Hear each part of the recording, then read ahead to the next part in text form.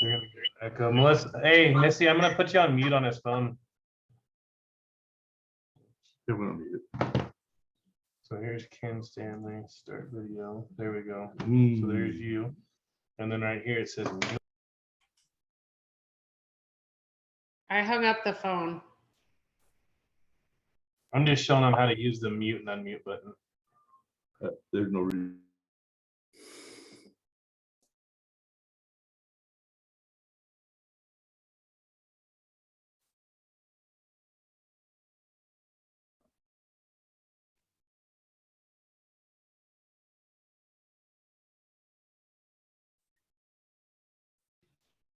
Mr. Short, this is Chair Ontiveros. Can you hear me okay?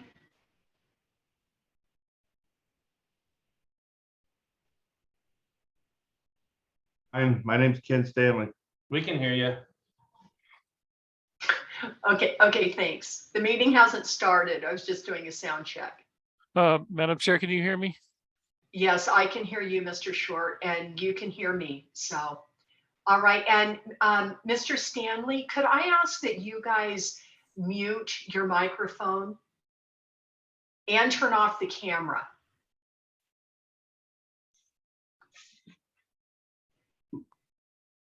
Thank you, guys.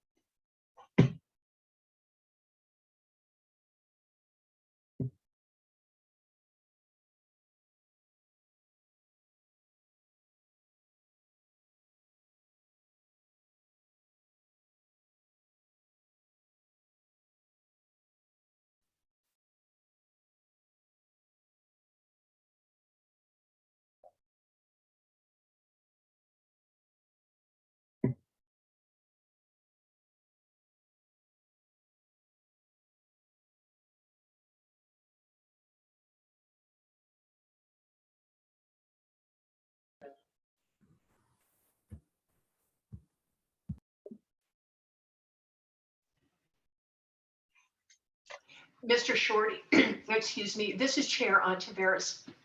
It is 4 o'clock. Would you please start the study session? Thank you, Madam Chair. Yes, I will go ahead and start. We'll start with the cases that will be heard next month, if everything goes all right with all of them. The first case, is she here? The first case is case number DRO 22005, a request for design review for a motor vehicle, boat, and recreational vehicle storage yard on 5.66 acre parcel in the planned community zone where CH 10,000 standards have been applied. This is located in South Belmont, and Kelly has this case. Go ahead, Kelly. Thank you, Mr. Short, and good evening, Commission. Can everyone hear me okay?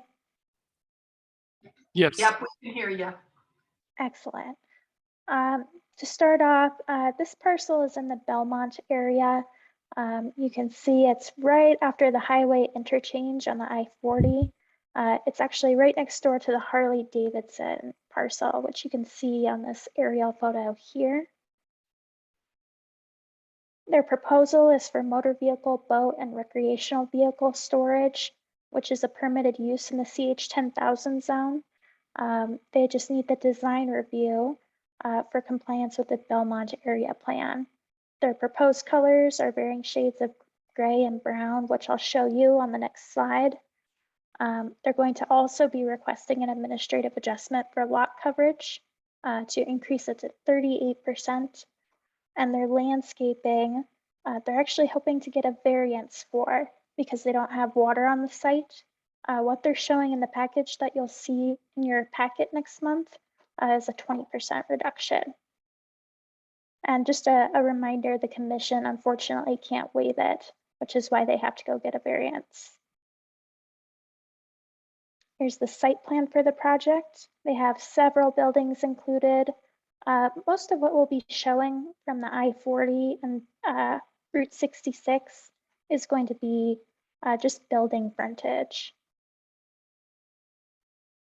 And here's just a sample of the colors and the elevations that they sent me. This is just one elevation from one building. And you can see they're proposing kind of this medium brown tone and some gray tones as well. There's variation in height and color. And we'll be looking at conformance with the zoning ordinance and the Belmont area plan. And are there any questions or comments? Kelly, I have one. Did they have any lighting proposed with this at this point? Yeah, thank you for bringing that up, Commissioner Ruggles. They did submit a lighting plan, which shows amber fixtures. We're going to be checking that over when they submit for their lighting permit to make sure it complies with the zoning ordinance. If there's anything additional that you would like to be considered as far as lighting, just let me know. No, the only reason I brought that up is because one, it is in zone 2. So other than that, nothing else. Thank you. Excellent, thank you. Thank you, Ms. Bingham. I'm not seeing any other hands raised or unmutes. So Mr. Short, if you could move to the next case, please.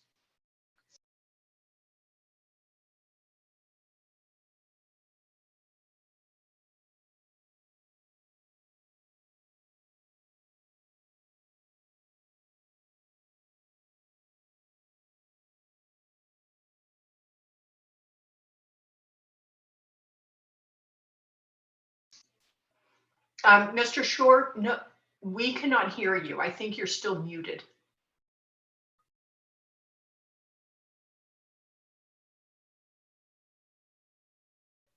Mr. Short? Yes, yes, you're correct. I thought I had unmuted, but I apparently hadn't. That's okay. That's okay. Please go ahead. Okay. Okay, Madam Chair, this is actually, I was saying while I was muted, is that this is ZC 22011. This is Zach's case. He is on vacation right now, so I am covering both his study session cases and his hearing cases tonight. This is a request for a change of zoning regulations with approval of a revised master development plan for the addition of manufactured homes for employee housing on a campground site in the planned community zone. And the subject property is located at 979 Air Park Lane in Grand Canyon Junction or Valley. And this is the project site that you're looking at here. This is the under canvas site, and they're asking for this expansion. And this is an aerial photo showing the site. You can see that it's showing up there. The under canvas campground is showing up on here. It's really more of a glamping site, a very large glamping site. And this is the site plan. This is the master development plan for this case. This is the existing development on this end. This is actually north is to your left and south is to your right. And down here is the expansion that they're asking for. It is 7 buildings for housing employees. And this is an inset close up of that particular of the housing area. These are actually very large houses. They're I think the applicant just told me they have 5 bedrooms each. So each person, the reason there's so much parking here is each person needs to have a parking space since it's seasonal staff. They travel up here and everyone has a car, as you know. So she may even add some additional spaces here to have enough for everyone. And this is a relatively simple case. Any questions from the commission on this case? Yes, is this all staff for the under canvas? That is my understanding, that it is all staff for under canvas. Seems like a lot of staff. It does. I don't know if we care, but Yeah, we can clarify that to make Seems sure. like it's more staff than is reasonable. It does. It seems like a lot of stuff. And it might, it might be a positive thing because I know housing at the Grand Canyon is a very big issue, so, but it would Right. just be good to know. And they will be developing their own, they'll have their own septic system and possibly their own water system. She was telling me today they were going to work off the system for the rest of the campground, but it's pretty far away, as you can tell. It's not that close to the other campgrounds, so they may have their own systems here as well. So that's definitely an issue in this area that is employee housing. Mhm. Any other questions from the commission on this case? Mr. Short, this is Chair Antiveros. I'm not seeing any, so go ahead and continue. Thank you, Madam Chair.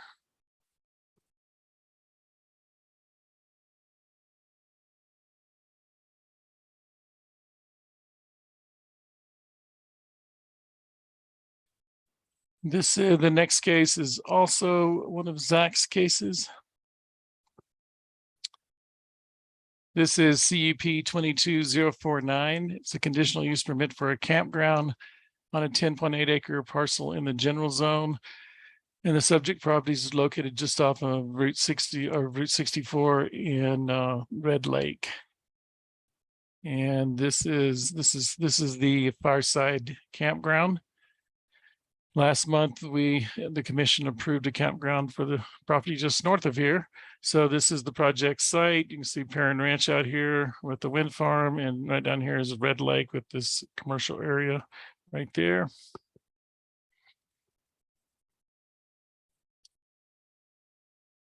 And this is the subject property, and as you know, a good portion of it is on the other side, the west side of the railroad.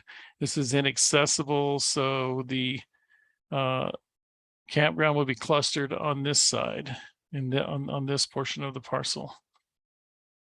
And as you can see, this is Highway 64. This is the existing access onto this parcel. And this is the site plan. As you may remember, this applicant had proposed quite a number of campsites, and they have cut that back a little bit according to their narrative. And as I said, this is Zach's case, so I'm not completely familiar with everything, but according to their narrative, they were to have 17 campsites. That would be with dome tents and yurts, different types of housing for that. They had a couple of A-frame cabins, and then they also had this building right here that is kind of a community center. It's your check-in center, but it has restrooms there. They're still proposing a pool right here. And I think they would have, I think, 2 restrooms spaced throughout the site. So any questions on this case? Yeah, so this shares entry with the other one, right? Yes, this is an access easement right here. I am showing that it looks like that might be off the property, so that wouldn't be allowed, of course. But there's an access off the highway right here. It goes north, and there's an access easement in here, and we're kind of looking at details about that access easement. Definitely goes north, but we had the county surveyor look at it, and we're making sure it's identified properly. But the applicant from before, which is Waldencamp, north of here, Cole North is the applicant, he indicated they might try to create a separate access rather than use this one. So we'll kind of see how that plays out. And ADOT's on board with all this, or? I mean, Yes, there can be a lot of traffic through here, as you know, and at pretty good speed, and people pulling in and out is an issue. yes. I mean, certainly that's something that they would be required to get an encroachment permit from ADOT. And if you remember from the last time we looked at this particular campground in a study session, they had indicated they wanted the two campgrounds to have like one TIA, one traffic impact analysis, but they kind of backed off on that. Sometimes it's difficult to get two different developers to work together on something. So ADOT has told us since then that they're okay with them doing separate ones and them considering them separately. Mhm. Thank you. Thank you, Commissioner Best. Any other questions from the commission? Not seeing any, Mr. Short, go ahead. Okay, thank you, Madam Chair.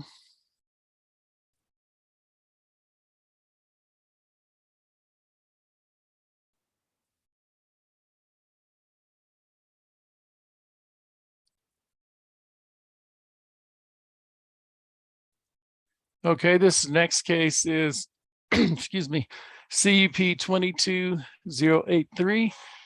This is a request for a conditional use permit for forest products processing on a 9.76 acre parcel in the general zone.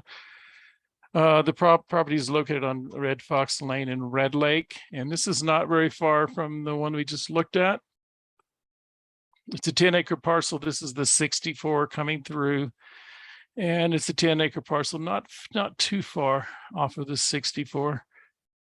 And this is an aerial photo showing the property, and I'll show you a site plan in a second, but this is, you access, I guess you have accesses two different ways here.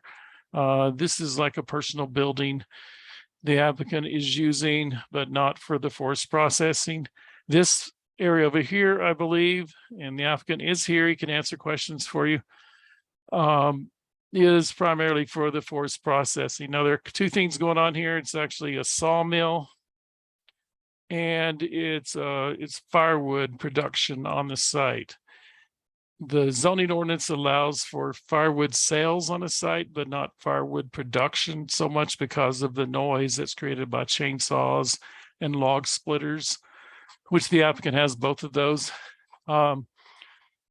So that would all be part of the conditional use permit and all to be considered part of forest products processing. So I'll go ahead and move to the site plan. They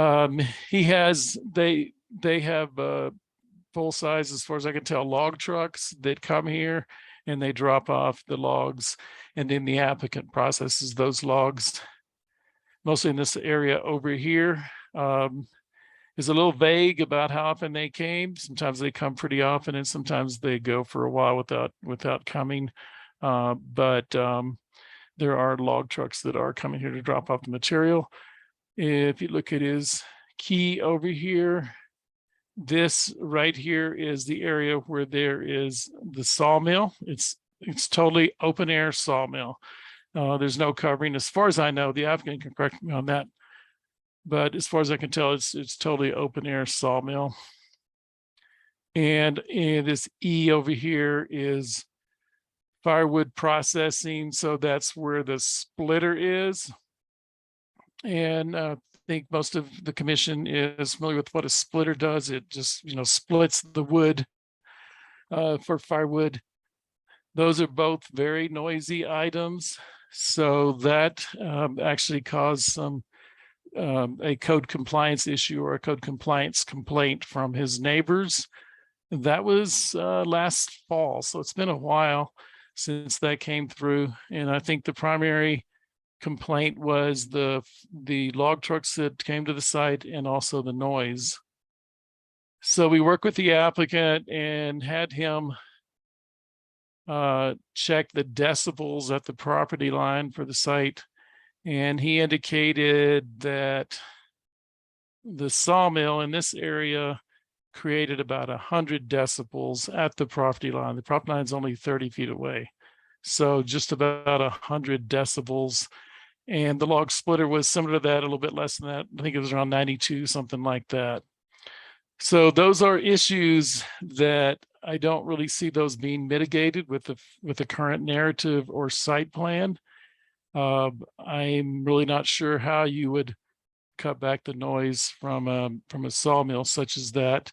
So I asked the applicant to come tonight so that he could hear the commission's comments and maybe make some decisions about how that noise could be mitigated.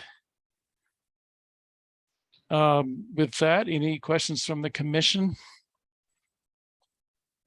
Bob, Mr. Short, this is Chair. Commissioner Ruggles, please go ahead. oh, okay, thank you.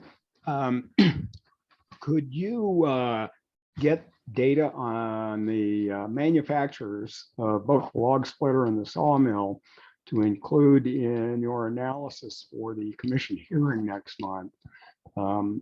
As you and other commissioners know, I tend to do a little bit of research on this.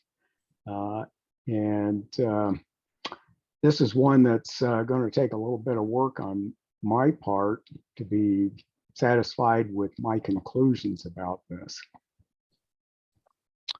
Commissioner Ruggles, yes, I can do that. In fact, I'll ask the applicant to send us the specs on those particular items, because I'm sure you're correct that they will have specifications for noise level on each of them. And in addition to that, not only do I look at what the manufacturer specifies, but there typically tends to be independent data on stuff like this. So I look at that also in arriving at how I would evaluate it. So thank you very much. Thank you, Commissioner Ruggles. Yes, thank you, Commissioner Ruggles.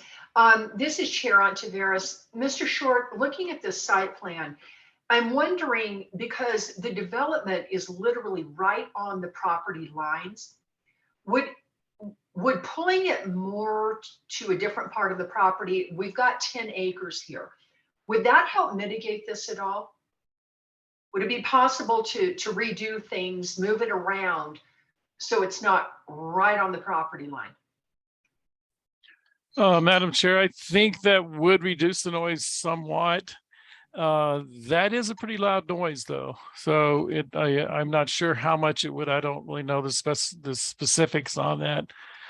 Certainly the more distance you get, the less the noise is, but at 100 decibels, I think he said 99.8 or 98.9, something like that. That, according to one chart I looked up online, that was about the noise level of a subway train. So it's a pretty high noise level. The other issue with that is that he would have to, develop another, like it would be best to move it back toward the middle. He has, there's a house over here. There's another house I believe the other house is about 500 feet from this southwest corner. So there's probably it looks like there's some topography right here. So that might be a difficult thing to do as well. But that is something that, yeah, it could help, certainly. Okay, I'm just trying to think outside of the box here because this is a need. Forest products is a need. And do you know anything about if it was in some kind of a warehouse, a large warehouse setting? Madam Chair, I think it would. Yes, I think certainly it would help inside of a building, probably a well insulated building. Even any kind of building would cut back on it a fair amount, and insulated building would help even more. We did talk to the applicant at the pre-application meeting about, the shop over here that is currently used for personal uses, and it's not part of the forest products processing operation. But certainly inside something that's the only solution I can think of, is maybe building a building around it, moving it to another location. And I know obviously that's expensive. Mr. Short, can I interrupt for a minute? This is Ken Stanley. Madam Chair. Yeah, Mr. Stanley, if you could hold on for a minute, please. There are two other commissioners that have questions for Mr. Short. And then following that, we would like you to address the commission. So hold on just a minute, okay? Thank you very much. You're welcome. And please mute. I will. Thank you. Okay. Commissioner Best, your hand was raised first. Thank you, Madam Chair. The access driveway seems to be right on the property line. Does the easement there support this kind of traffic? Would be one question. And also, is Buck Mountain Road county maintained? Is another question. Thank you, Commissioner Best. I have not looked that up yet. We will look that up and see if they are county maintained. Because that's another issue that of course would come up, is that the roads are capable of supporting this type of traffic, and the applicant would likely be required to upgrade them if they aren't. As you can tell, it looks like possibly gravel on site, but a lot of cinders on the accesses here. Yeah. And I just wonder if legally what the language of the easement is, if there's any difference between residential and commercial access. Looks like it's right on the property line, so partially on the, well, two parcels that the applicant doesn't own. Yes, that's a really good point. We do need to get, and I don't think I have that that easement from her, or I requested it before, but some easement language, the easement for both of these, to see what it does support.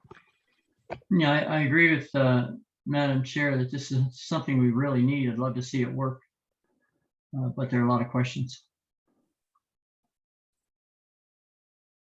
Thank you. Thank you, Commissioner Best. Commissioner Ruggles, your hand was next. Yeah, just one comment. One of the reasons I asked about the data on the equipment is that sound level mitigation with distance is a pretty simple calculation, although they are strictly estimates. Nevertheless, it can give you a pretty good idea of what you're dealing with. So I'll just leave it at that at this point. Okay, thank you, Commissioner Ruggles, and I do appreciate, and I know we're all going to reap the benefits of the data review that you're going to do. Commissioner Vice Chair Walters.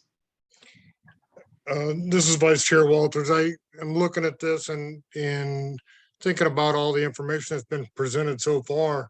I don't know if it's been presented to Mr. Stanley or not, that if we can't support this, then there's a time frame for him that he can't come back with this. But this really needs some work. It is not approvable at this point. And these kind of decibels out there that close to the property line with houses around, it's going to need some real work. Those are my comments. Thank you, Vice Chair Walters. Are there any other questions for staff at this time? Commissioner Ruggles, your hand is still raised. Do you have more? No, I will lower my hand. Thank you. Okay, thank you. Mr. Stanley, if you would like to unmute and address the commission on the questions that you've heard, please go ahead. Thank you very much, Madam Chairman. The first thing I'd like to address is the decibels. The decimal meter is incorrectly, meaning it's not 100, it's 0.95, not 100 decibels. It's 9.95, whatever, and stuff. And with nothing going on at all out there, the decimal reading was 0.42. So that's a mistake on my part, the way that was dictated or described. The road easement to that road is an easement to the property directly west of my property, and has been approved by that property owner for me to use that easement and or help them maintain it. The closest dwelling to my property is probably 800 or more feet away. And even, it's not legible. The only complaint I had from the RP was I had a gentleman in there with a chainsaw and he didn't have a muffler on it and it was up too loud, and that has been fixed and or will not happen again. So those are the two things that are the biggest things. The decimal point is not 100. It's 0.995, which is completely different than 100. And I apologize for that kind of description. And the amount of trucks that come in and out of there. So far this calendar year, I've only had 10. It's not a whole lot, but it's 10 over this first calendar year since January 1st. I don't know if, I'm hoping my liking would be have more going into the fall. Loggers have been mudded out and it has been delayed tremendously because of the hoot owl and the mudding and all the rain. Does anybody have any questions for me then?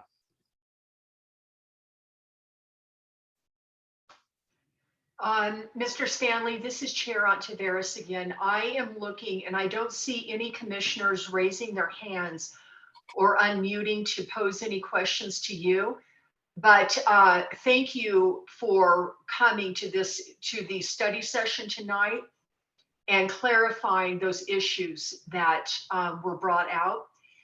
As you can see, this case will go before it comes to the commission next month.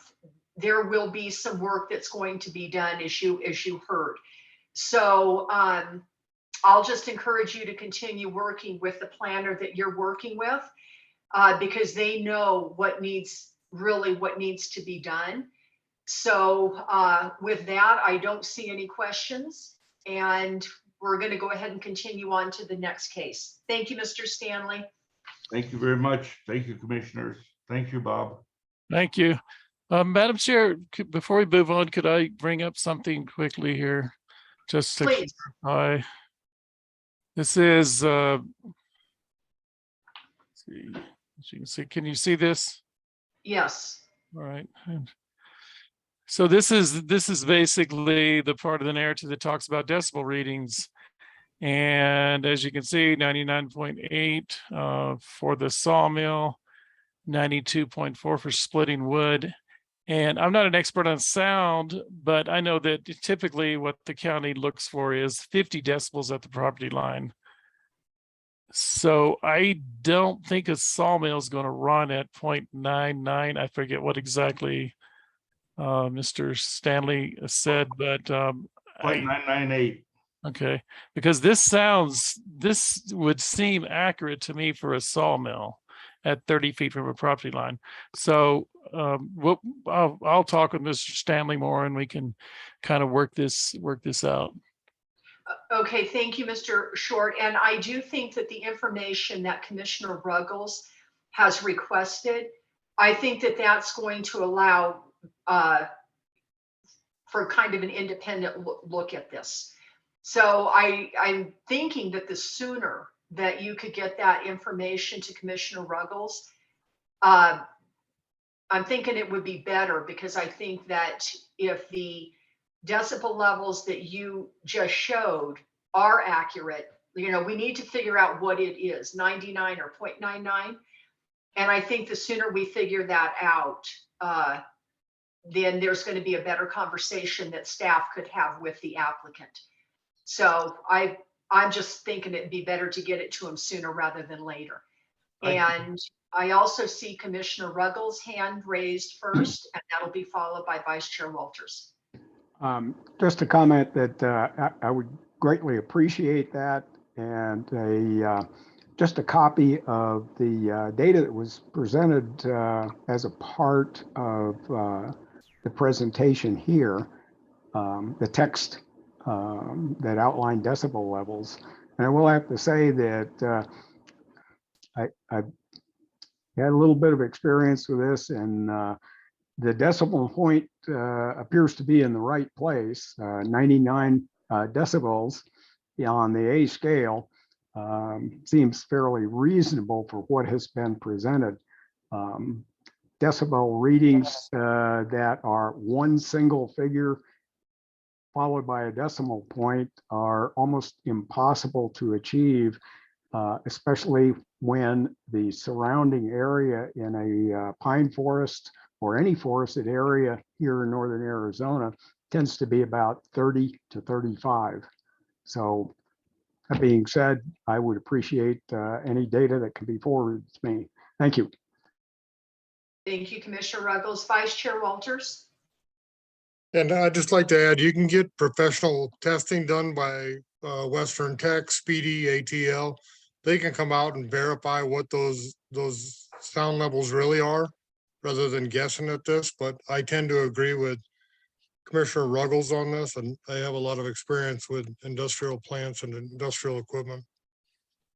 Thank you. And Madam Chair, Mr. Stanley, yes. the learning how to run this decimal checker and stuff was sort of a very quick situation because I didn't get it until the day before that this report was supposed to be sent in, and to get it calibrated and to know exactly how it should be set as far as a decimal point is completely my fault. And I do have the manufacturer's complete information on both those sawmill and the processor because they were bought brand new and or still companies that are in production. Okay, thank you, Mr. Stanley. And if you could work with staff to get that information to them is really as soon as you could, then it's going to allow for a better analysis before next month's meeting. Okay? Yes, ma'am. And in that meaning, get that to them is through Bob Short. Yes.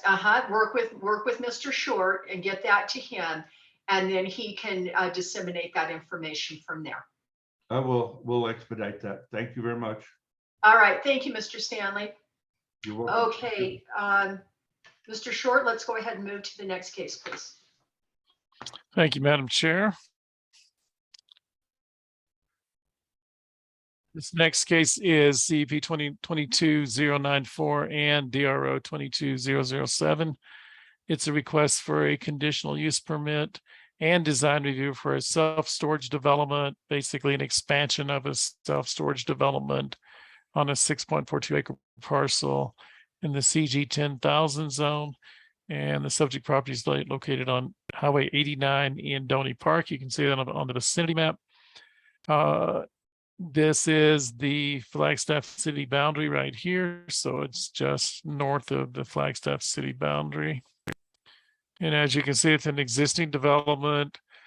This is the existing self-storage units that are already there. They have a lot of RV storage as well on this site, and they want to expand into this area to create more self-storage. This is a site plan showing the subject property. Again, you can see the self-storage units here and in these three, and looks like a little bit more right here are proposed as an expansion of this area. This was approved, and I don't have the date for that, but it was approved by the commission for conditional use permit and design review earlier for the existing development. So a lot of this development is going to stay as is. They're not asking for any more lighting. They're retaining the same fencing that they've had previously.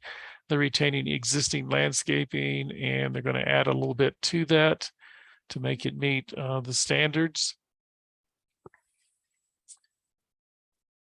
And this is an elevation. This is the front of the sites, the front of the storage units. You can see the green on the roof, and then a tan color, and then a split face block for the walls of the building. And then this is the back side on the same colors. And these are those colors. You have the green and the split face block, gray, and the tan. And with that, does the commission have any questions on this project?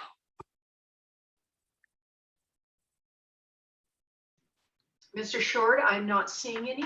Madam Chair, I'm sorry, it took me a while to get to my mute button here.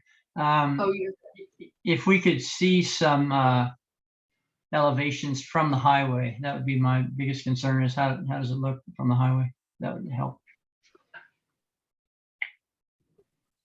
Thank you, Commissioner Best. I will request those. I Thank you. think they're behind a fence, but yeah, I'm not sure about that. Thank you. Okay, thank you, Commissioner Best. And now go ahead and go on, Mr. Short.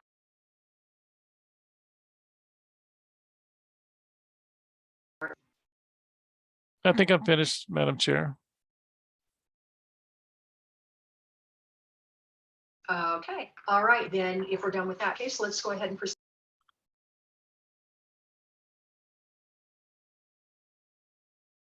Okay, Madam Chair, the next case is an administrative case. I don't think the commission generally likes to, needs to hear about these, but we do have one administrative case. Would you like to hear about this, or shall we move on? It seems, I think you can go ahead and move on, Mr. Short, because I think if there was anything that needed to come to the commission's attention, I think that you would have brought it to us, or in this case would have been coming to a hearing. So you can go ahead and move to community development. Okay, thank you, Madam Chair.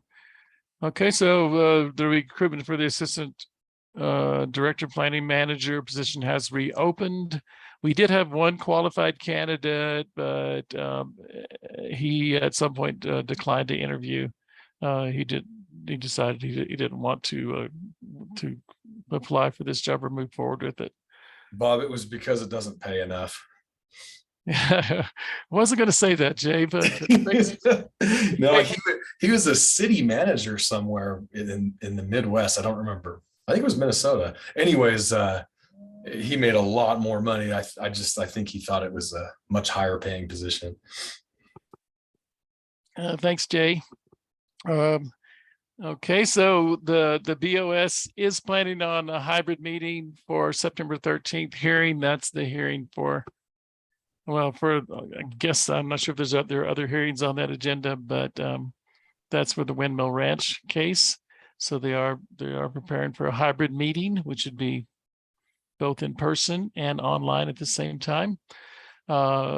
We are scheduling, staff here at Community Development is scheduling some training on that hybrid system. The commission may be able to begin that, but we don't really know when. We haven't got a firm date on when the commission could move forward with those hybrid meetings. And I'll go ahead and let Melissa talk about the next. Let's see, what do we have here? We have 3 different items, and I can tell you what they are if you don't have your agenda in front of you. The first one's the Donny Park area plan. Thank you, Bob and commissioners. I will just give you another quick update about the Donny Park Timberline Fernwood area plan. And as you know, that has been determined to be a major amendment. And so that would be scheduled for your public hearing in October, during which you'll get the entire plan. The plan is drafted. It is on the website if anybody wanted to start taking a look at it. But the public hearing for that case will be October 26th. And then Bob, I'll just go ahead. I've got the next couple of items on your department update list here. Again, the Route 66 Brownfields grant is still active. We're still actively seeking applicants who may be interested in tapping into those funds. So let me know if anybody's listening and you have a site that may be potentially needing an assessment to determine if there is any kind of site contamination, such as a leaking oil tank for soil contamination or asbestos or lead-based paint. Just please get in touch with me and we can talk through the details of that grant opportunity. And then also, as you know, that we are working with the City of Flagstaff on the regional plan update. And I would hope that everybody received, everyone that lives within the regional plan boundary, postcard mailer went out recently announcing 10 different public workshops. And that's kind of the kickoff for the public on the regional plan process to start meeting in person and thinking about the vision for the years ahead. So there's one actually tonight. It's going on beginning at 6 o'clock tonight. But after tonight, there'll be 7 more opportunities to join these sessions. And if anyone has any questions about when they are and where they are, please let me know and we can go over that. They'll be mainly in the evenings. There are some scheduled for Saturdays. And so again, it's a good opportunity to start having fun and doing some interesting activities. I'll also mention that the regional plan will have a presence at the county fair this weekend. So we'll be there with more information then. So if you're at the county fair, stop by our booth and say hello. And it looks like then I've also got the next item here that we're starting to put together the comprehensive plan implementation report, and I'll be reaching out to departments very soon to get that together. I've got a tentative date of bringing that evaluation to the commission, possibly in your December meeting as just an update before we kick off the bigger process to start the comprehensive plan. So I'm happy to answer any questions on those items.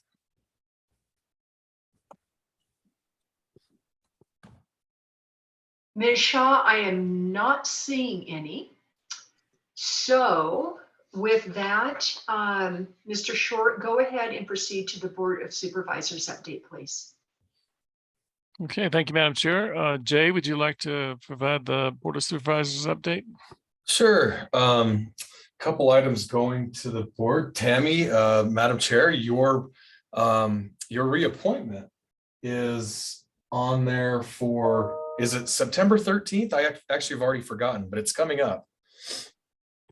September 13th, yes. Yeah, it is the 13th. Thank you. Will you plan on being present for the reappointment? Yes, I am planning on. Oh, are you talking about being at the board meeting Yes. on the 13th? You know what? Hold on. Sure. Ooh, you know what? That is a Tuesday. That is, I'm checking because I have a desk calendar. I'm not kidding you. And I just flipped the page to September, and that is Tuesday, September 13th. And I am going to be out of town from then until the next Tuesday. So no, I won't be able to be there. Okay, no problem. I'll let Matt know because he likes to pull commissioners off and talk a little bit about them. So I'll let him know you won't be there. Oh yeah, I mean, gosh, if I would have had any advance notice, yeah, definitely let him know. And if I would have been, also let him know that if I would have been here, I would have been more than happy to have been present for the meeting. Okay, sounds great. Thank you. We do have public hearing for Windmill Ranch that same evening on the 13th, and it's actually going to be an in-person meeting for the applicant. The Board of Supervisors had let us know that they can't guarantee that they will all physically be there present, but the applicant will be there present. And a handful of members of the county manager's office, clerk, of course. And Marty reached out to get our staff some training on how to use the new equipment so that the commission can start doing the same thing if and when they choose. So that's a update finally after all this time. Yeah, thank you, Mr. Krisselman. I think it is, what is it, 2.5 years? Yeah. I believe since this commission has met in person. Right. So it has been a long time, 2.5 years. It's a quarter of a decade. Yep. For sure. Yeah, crazy to think about it in that context. Then there's a couple of decorum items I just wanted to go over based on some, some comments that were had at a couple of hearings recently. So it's very, very unlikely that it happens on a regular basis, but I just wanted to remind the commissioners to keep all comments and dialogue very specific to the findings. Again, you all are a very highly functioning board, and it doesn't happen very often, but recently there was a comment about how much an applicant paid for a parcel. And that could get us into a bit of a quandary. So I just wanted to remind, the commissioners to really stick to those findings of fact, excuse me. And one other item that came up at a different hearing was a proprietary level of directing an applicant to use one firm versus another. In this case, it was an attorney, but but it plays the same if you're recommending an engineering firm, for example. So we're cautioned as staff to never be able to because we get asked all the time, you know, what engineering firm should I use? And we absolutely cannot say, oh, we want you to use XYZ engineering. You know, we have to you know, maintain an unproprietary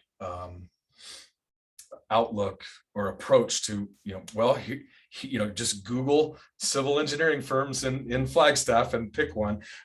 So yeah, we can't favor one versus another. So I just wanted to just a casual reminder to always stick to the findings and maintain objective.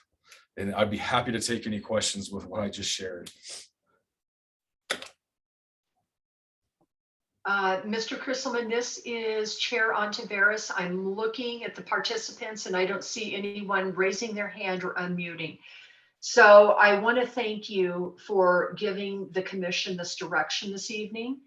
And now that I am aware of it as well, I will be careful to hold the line on the direction that you have just given. Again, thank you very much, because I know this commission does not, I know every commissioner, and there's not one commissioner that wants to get the county in any trouble. So I appreciate that. And again, I will hold the line going forward.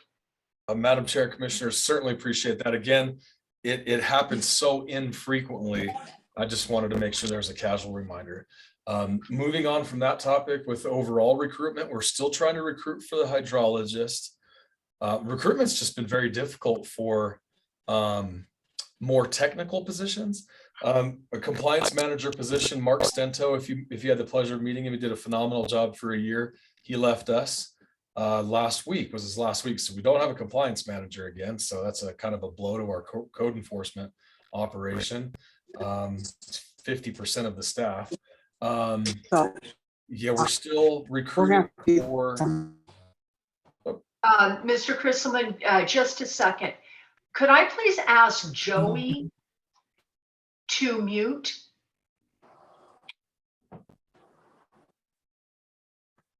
I hope I'm pronouncing that right. Joey,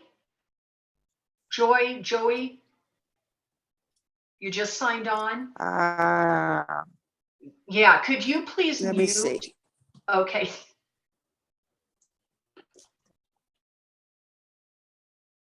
Thank you, Madam Chair. Joy, if you look down at the bottom, well, now she's gone. Okay, please continue, Mr. Krisselman. Okay, so the environmental quality engineering supervisor, we have not received any qualified applicants. That is going to be a very difficult position to fulfill. There are only 3 certified wastewater engineers in Flagstaff, and 2 of them are principals with their respective firms. And 1 was David Monahan, who retired. So that's going to be a difficult recruitment. We did, however, hire 2 new building inspectors that started this week or last week, I guess. And we're recruiting for a permit technician since we had one of ours promote to plans examiner. So a little bit of movement within the department. If you know of anybody who's interested in applying, please direct them to our website, and we'd appreciate it. Thanks, Mr. Krisselman. Thank you. And I think, let's see, that's the commission and staff roundtable. Does staff or other commissioners, does anyone have any? Oh, Commissioner Best, your hand went up. Please go ahead. We're at commission roundtable now. Thank you, Madam Chair. I was just reading our list of conditions that we apply to campgrounds in one of these cases. And on page 48, in this particular case, it's number 15, applicant shall provide. Commissioner Best, is that a case for this evening? No. Oh, okay. I just happened to be reading it. Okay, gotcha. Okay. Off of that case, but it's something that we see virtually every month now. Gotcha. Applicant shall provide forest, grassland, ecology, educational material to increase awareness concerning offsite biological impacts and fire danger. That that is a tough one for the layman. We have another place where we ask for leave no trace materials, but we give a source. And I just wonder how we might help applicants fulfill that requirement, which we apply, as I say, virtually every month. I wonder if staff has any ideas, if I should make some phone calls to maybe Ecological Restoration Institute at NAU. Could we come up with some posters? I think it's really important as we, through these campgrounds, we invite people into our forests and grasslands. The more they understand what's going on out there, the less likely they are to damage the land and burn their toilet paper or whatever crazy thing they may do in downtown Phoenix. It's a different world up here, and the more they understand, the better. And it's a fascinating thing to learn about. But asking each individual campground manager to come up with something like this, I just think it's not going to happen. So I wonder if we might come up with materials, and if anybody has any idea how we could do that.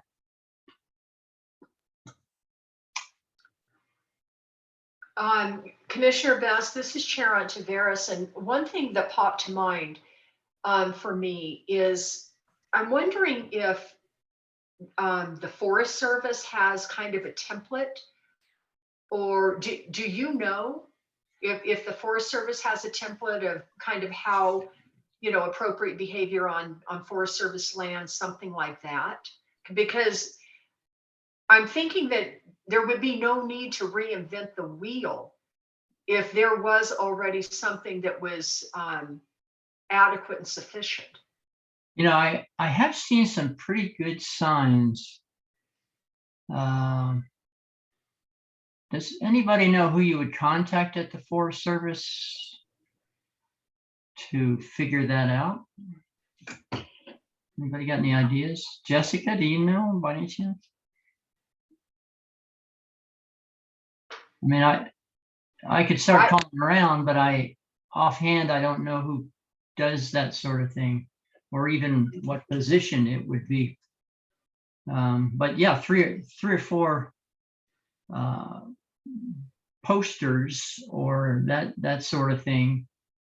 You know, for instance, when you go to Picture Canyon, there's some interpretation signs about the wildlife and the ecology there, and just that sort of thing. 3 or 4 of those that would explain a little bit how the forest and the fire and the grasslands all interact. You know, how the weather makes the forests so vulnerable at certain times of the year. That sort of thing, so people understand what they're getting into, and it's a fascinating subject that we're all interested in. How do we communicate that to somebody in 10 minutes? That is a really good question, Commissioner Best, because after we just received Mr. Chrisselman's direction on, we've got to be careful, you know, what we tell the applicant, where we send them, what we direct them to. I don't really have a good answer. That's going to take some thought. I'm wondering if staff does. Mr. Short, do you? But I think when you're directing them to obviously the National Forest, that's a public agency, so that's fine. I'm not sure about nonprofits. I know we have actually mentioned nonprofits and conditions before, just because we knew about them. I'm not sure. That would be a good question for our attorney probably. I do know that there is a list from the Northern Arizona Home Builders Association that has, you know, it has different types of services in there, you know, contractors, engineers, landscapers, different people like that. So that is something we have directed applicants to at times, because, you know, we can't we can't tell you use this engineering company, but we can tell you, hey, here's a list of engineering companies provided by this particular source. So we can send them there. But yeah, there certainly are some issues with some of these things where we don't have a lot of expertise in the area that that can, that can do certain things that sometimes we're required to do. So it's kind of a difficult thing. We did have, if you're talking about signage, Mr. Best, if you remember last year, we had the Oak Creek Canyon case, the Briarcliff, was it Briarcliff? Actually, Briar Patch Yeah. case, which is a zone change to resort commercial. We did have them put up a sign. That was part of the zone change. That was a condition of the zone change. And Jessica worked with them and they put up a nice sign, just recently sent us a picture and said, here's our nice sign, educating the public right here on this. So we could potentially have, campgrounds do things like that. Could you send me a picture of that, would you? Sure. And I'll, I can make a phone call or two, but anyway, it's just an idea. If anybody comes up with anything, let's keep working on it. We don't have to solve the issue tonight, but I think it would be, it's always good if we require people to do something that it's practical for them to do it. And Right, like Mr. Short, this might be a question better for you, but let's say that condition, the ones that Commissioner Best just read, were there, okay? And we have put them on CUPs before. What would your response be at staff level if someone said, well, what exactly are you looking for here? Like, what do you want me to do on this educational stuff? What are you looking for? What would you have answered? Or what would staff have answered? Yeah, we would look at different kinds of sources, for that information and point them in the direction of some of the sources. And like I said, some of them are nonprofits. So, that's I'd have to defer to our attorney for whether or not we can direct someone to one nonprofit versus another one. But we would try to find them certainly sources for finding information that we're requiring them to get. And Right. yeah, Commissioner Best actually, we actually had that, like I said, that condition pointed them directly to a source. And hopefully that was, something that was appropriate. yeah, the one about leave no trace, we do suggest a source. And if you look on their website, they have a bunch of posters, real simple and real cheap. And I would hope one way or another, over time, we could come up with something that would be similar for this condition, because I think it's a win-win all around if we can. Certainly it's a service to the folks who come up here. It helps protect the forest if they understand the forest better. And make life a lot simpler for the applicants if they can just cookie cut or something, Aaron Lumpkin chiming in here. It's a good question. I hadn't thought about these recommendations before in terms of the nonprofit versus for-profit recommendation. I, at first blush, don't see anything wrong with it, but I can look into this question and be able to have an opinion from my office for the next study session. Thank you. Thank you, Mr. Lumpkin. And thank you, Commissioner Best. And is there anyone else that has Commission Roundtable discussion points? I wonder if Mr. Short could call me or stay on when we take a break. I got a question for him. Okay, and with that, my clock shows 5:01. I think we've got about a half an hour till the public hearing. So why don't we go ahead and take a break? We will resume at 5:30 and I'll see you guys then. Hey, Tammy, this is Mary. Yes. I Hi, just Mary. want to say it's nice to be back. Sorry I missed a bunch of months because my mom passed away and then we had to have a party. I'm here this month, but next month I'll be in Mongolia. So But then I'm gonna be here. I will be here after that. So I've kind of been a no-show, but Okay. No, and Can't you that's zoom why from I, Mongolia? what's that? Can't you zoom from Mongolia? Well, let's see, 27th, if I was in Ulaanbaatar, I could. It would It'd be probably be in 2 the in the middle of the morning. night. But I'm gonna be way out west in the countryside with no service, so sorry. All right. okay, and Mary, I knew, I was familiar with why you were being absent, and I am sorry about your mom. And thank you for the update as far as the next meeting goes. And we will, so that means we will see you in October, right? Yes. Okay.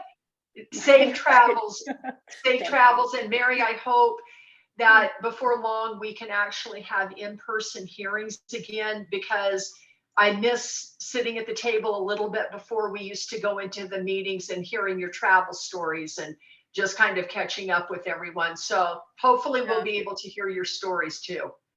I'll second that. Okay, thanks, All Mary. right. Enjoy. All right. Okay, I'm leaving. Oh no. Hey, you know what? I've got a question. Do you want us just to stay logged on, Ms. Hernandez, or do you want us to leave and sign back in? You can stay logged on. I can stop the recording and then I'll Okay. just start the recording. Yeah, and you can just stay logged on, I think. Okay. Either way, Well, I'm not gonna end anything. Okay, I'm gonna stay logged on and mute, so I'll be back at 5:30. Okay. Okay.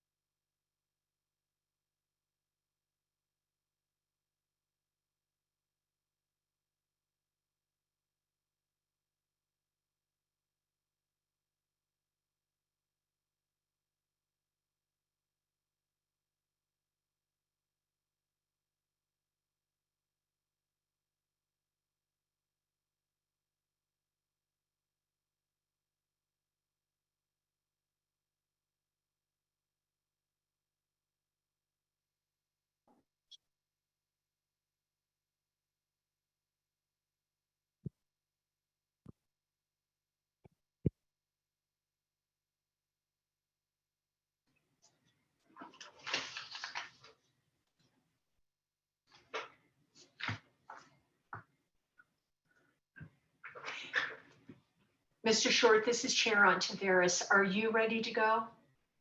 Madam Chair, I'm here and ready to begin. All right. We'll start at 5:30.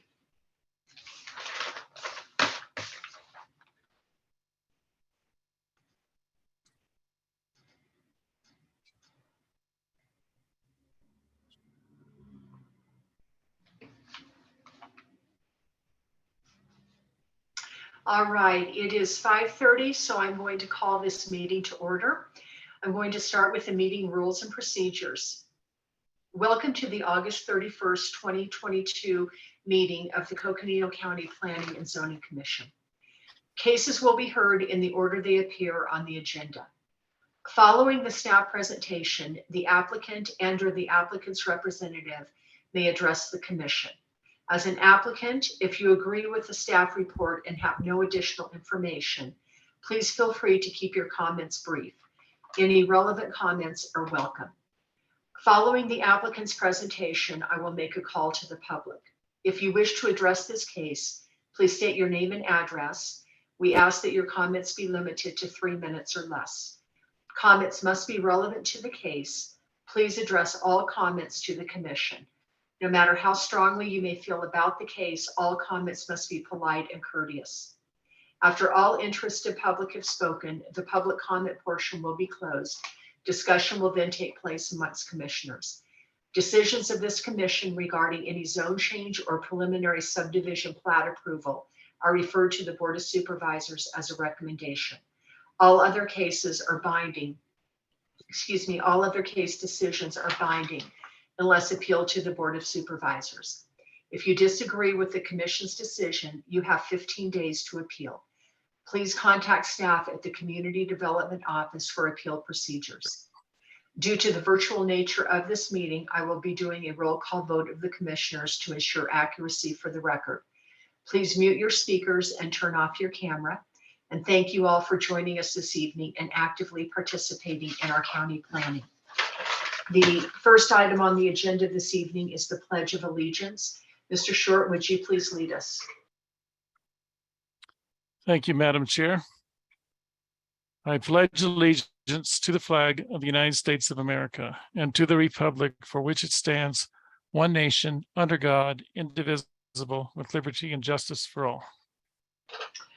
Thank you. The next item on the agenda is the approval of minutes. We're going to do this in two separate motions. We're going to do a motion for the June 29th meeting and then the July 27th meeting. So let's do the June 29th one first. And I will say that I did have Marty review the record, and the modifications that Commissioner Best suggested at the last hearing were all contained in the recording. So I have no problem moving forward on approving these this evening. So if everyone else is good, let's go ahead and move to a motion in a second.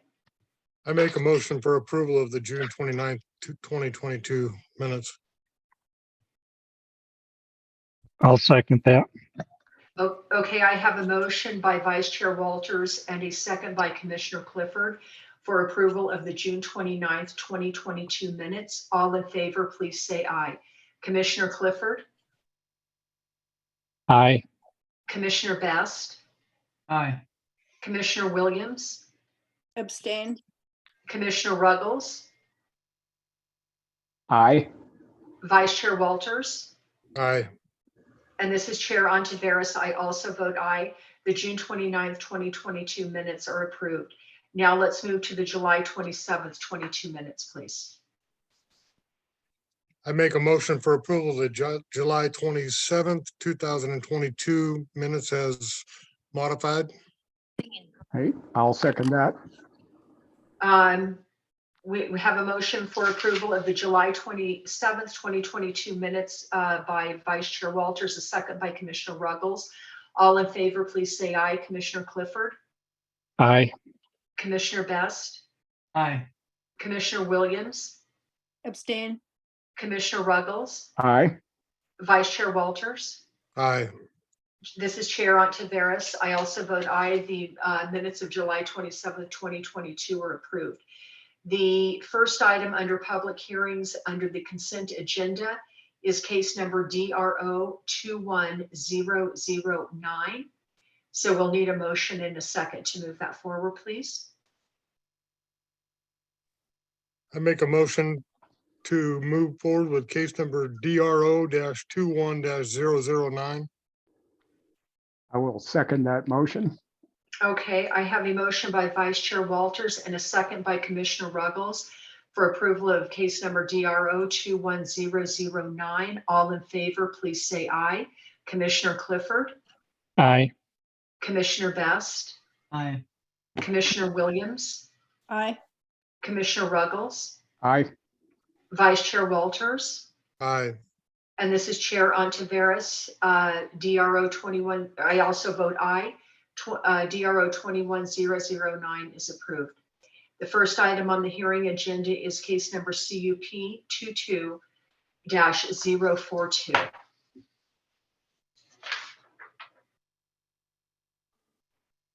Thank you, Madam Chair. Can everyone hear me and see my screen? I can. Thank you.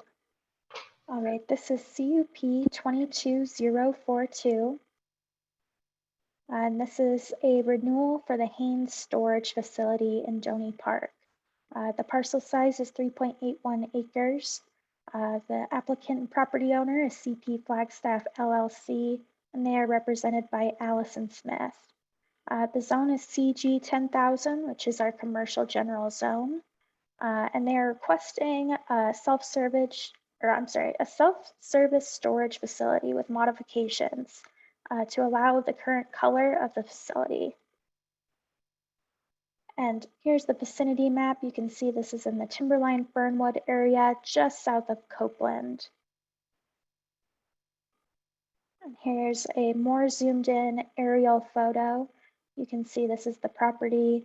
Again, it's 3.81 acres just south of Copeland, and it does have a very small amount of frontage on Highway 89. A little background on this case: it was approved in 2001 for 300 units and a caretaker's residence. And at the time, the commission was primarily concerned with the Donny Park area plan, which had not been approved yet, but was about to be. They wanted to make sure that the project was going to match the rural character and that it would primarily serve local residents as opposed to residents of Flagstaff and surrounding areas. We were going to process this as an administrative renewal.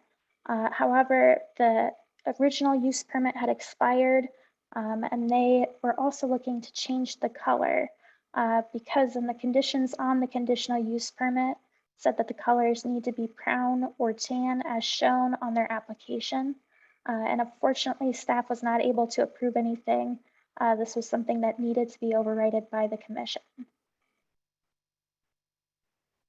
Looking at our current Donny Park area plan, the design review guidelines state that building materials and colors should blend well with the natural environment, and that it should be consistent with earth tone and forest palette of the natural landscape. So muted natural tones should be emphasized, and no bright or unnatural colors. And as you can see, this facility is not bright or unnaturally covered. Staff considers this to blend into the natural environment fairly well.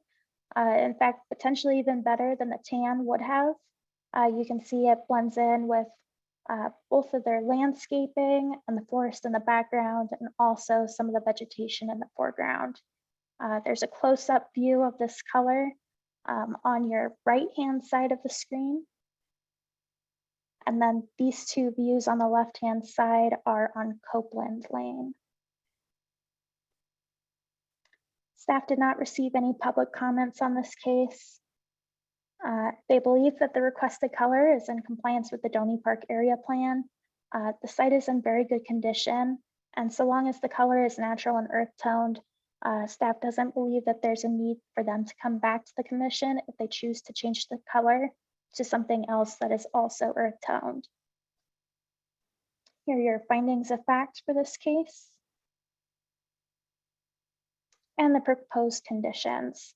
The effective term that's proposed by staff is perpetuity, so long as they comply with their conditions and all of the previous conditions of the 2001 case, and so long as their color remains natural and earth toned. Staff recommends approval with those conditions. And are there any questions from the commission? And is there any slides that you would like to see?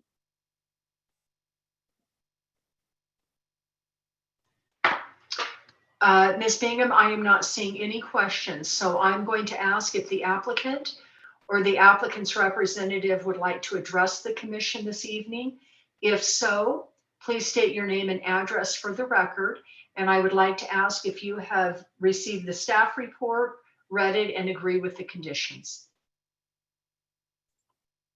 Good evening, Chair Ontiveros and Commissioners. My name is Allison Smith. Address is Roseville, California. We appreciate the time and consideration. We do agree with the recommendations of staff. Okay, and Ms. Smith, could I ask you for a more specific address? All you gave was Rosedale, California. It is 3001 Lava Ridge Court, Suite 220, Roseville, California. Okay, 95661. Okay, thank you very much. I didn't mean to interrupt. I'm going to ask if any of the commissioners have any questions for you. And I am not seeing any. So thank you, Ms. Smith. At this point, I'm going to ask if there is anyone in the public that wishes to address the commission on this case this evening. If so, please raise your hand or unmute and I will call on you. And not seeing any, I'm going to go ahead and close it to public comment and open it up at commission, or open it up for commission discussion. Commissioner Clifford, please start us tonight. I can make the findings to approve this with the colors that they are. I've been by this facility quite a few times, and I've actually had friends who have rented from them and helped them move in and out. The vegetation has grown up real good around it, and I don't see any reason for a color change. So I think the green is fine, blends in real good with landscaping and everything. So I can make the findings to approve this. Okay, thank you, Commissioner Clifford. Commissioner Best? I can make the findings. Thank you. Thank you. Commissioner Williams? I can make the findings as well. Okay, Commissioner Ruggles? Okay, I can echo Commissioner Clifford's comments on this. This is just right down Copeland from where I live. I see it almost every day. I have to agree with her assessment on the color and one comment on the photo. The photo that shows the south side of the building there shows you the color much better than the other photos do. It blends extremely well. And I can also make the findings. I see no reason for the color to change. As a matter of fact, it might be detrimental. So there it is. Thank you. Vice Chair Walters? I can make the findings. Thank you. Okay, and this is Chair Ontiveros. I also can make the findings, agree with my other commissioners' comments on the color. I think it looks beautiful. And I also am in favor of the perpetual term limit. So with that, I'll accept a motion in a second, please. Okay, I'll go ahead with that.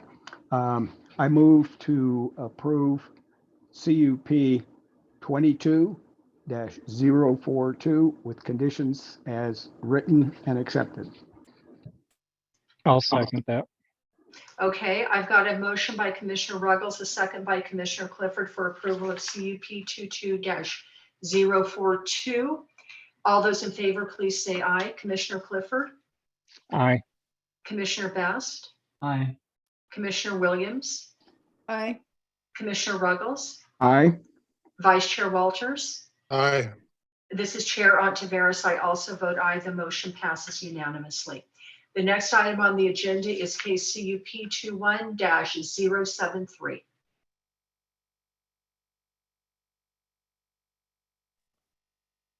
Thank you, Madam Chair.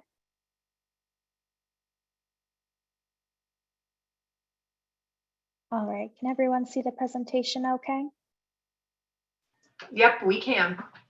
Thank you, Chair Ontiveros. This is CUP 21-073. This application is for renewal for an RV park with 10 spaces, a caretaker's quarters, and modifications to add 5 storage spaces. The applicants are Joel and Francis Gabbard. The parcel size is 2.08 acres. This is in the planned community zone, but they have commercial heavy standards applied.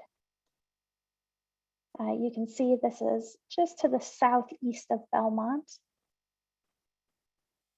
This is just down Old Route 66. And here is a more zoomed in aerial photo and their current site plan. So you can see that their property line ends right here where my mouse is. You can see that. So it only covers part of the drive area, and it does contain some new storage sites down here in the corner. I'm circling it with my mouse on the bottom right. Moving on. This RV park is historic. It was featured in a 1969 film, Easy Rider, but it had been closed for about 30 years until the first conditional use permit was applied for in 1997.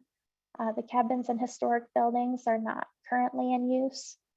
It's just the RV spaces, both for habitation and for just rental. And the caretaker's quarters and these RV spaces were previously approved in 2017. So there have been some issues with the property boundaries on this case. The commission should be familiar with this issue. One RV site that was outside of the boundaries was removed in December. The applicants completed a survey after that, and they have moved all of the RV sites within the property boundaries as of this month, actually, just a week or two ago. They were able to get that moved since the weather let up a little bit. Per the proposed conditions, the applicants will need to gain ownership of the hiatus area or abandon its use. And they will also need to fence the site along the property boundaries. I'm just going back to the site plan really quick to remind you of where the hiatus area is. It is on the west side of the property and encompasses a lot of this drive area over here.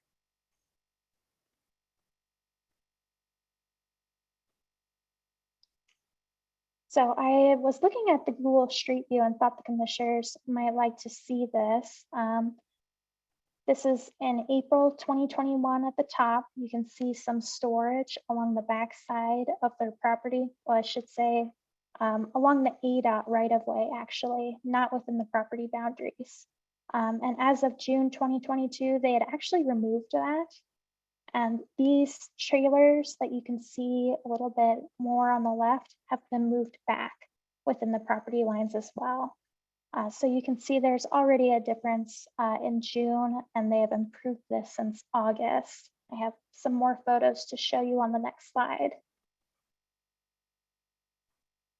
So this is some photos of the rear property boundary.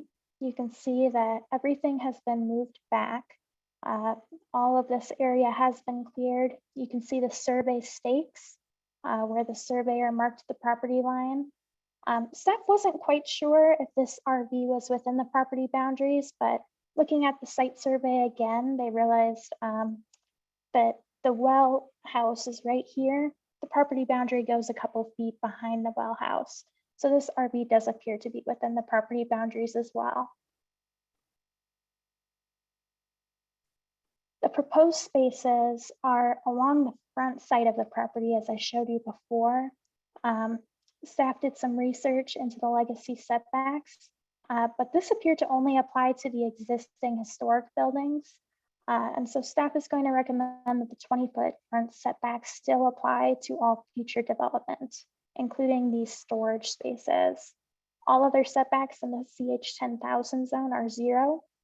So they don't need to be concerned along the back or the sides of the property.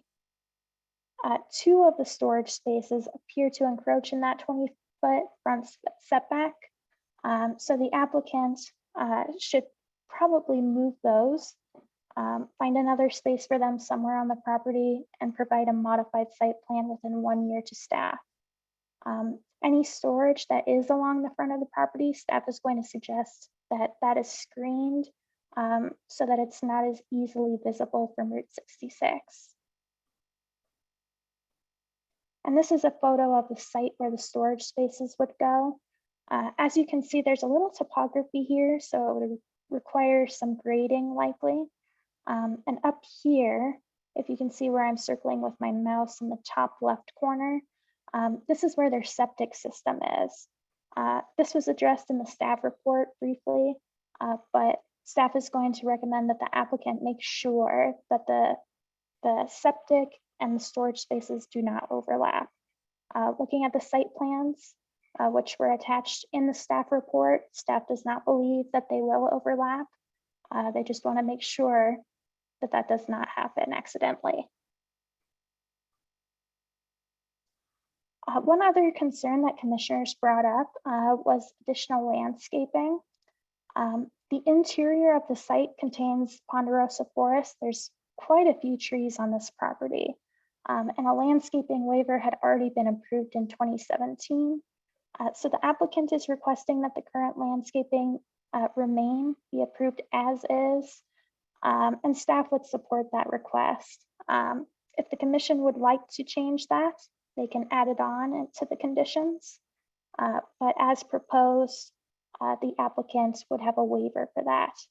Any areas outside the property boundary should be restored with the cinders removed and reseeding with native seed. And here's a picture of the front of the property just to remind you of what the landscaping looks like from here. As you can see, there's a lot of trees in the back. There's a little bit less on the front side. But there is still landscaping. You can see a few trees that have been planted right along the Route 66 frontage. There have been no recent comments as far as citizen participation. And staff analysis is that RV storage is an allowed use. All other uses have been previously approved. This is a good source of temporary housing, and it's been very well maintained. Every time that staff has visited the site, it looks very good.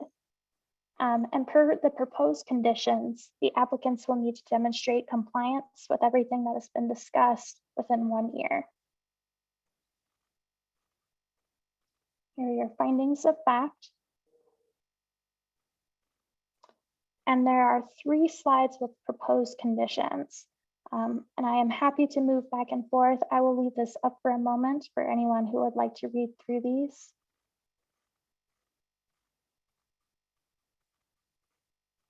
Here's the next slide of conditions.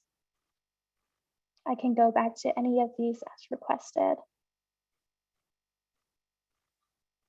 And our last slide of conditions. All of these were also in the commission packet. So staff is recommending approval of CUP 21073. Does the commission have any questions or comments that I can address? Commissioner Best. Thank you, Madam Chair. When you say that the storage should be screened from 66, it seems like the view from 66 is a little rough.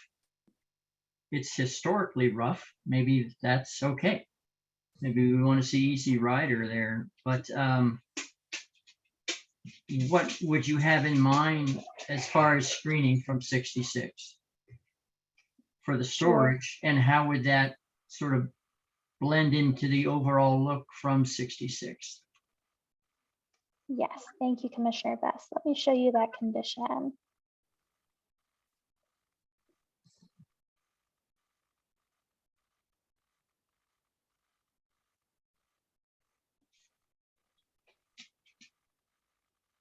All right, so that's condition number 6. The storage site shall be screened from Route 66 with a solid fence or wall, a minimum 6 feet in height, and a natural earth tone color. So that is the requirement that staff is proposing. We haven't given too much direction to that. We know material cost is high, but if there's something that the commission would like to see, they may add on to that. Or if they prefer the look as is, a little bit rough, then they can remove that portion of condition number 6. Okay, I guess I'd like to hear what other commissioners have to say. I'm kind of torn between the historic look and something that looks a little more refined, so interesting. Thanks. Okay, I thought Vice Chair Walters was unmuted, but, oh, there, okay, Vice Chair Walters? Yes, could you go back to the site plan? Yes, absolutely.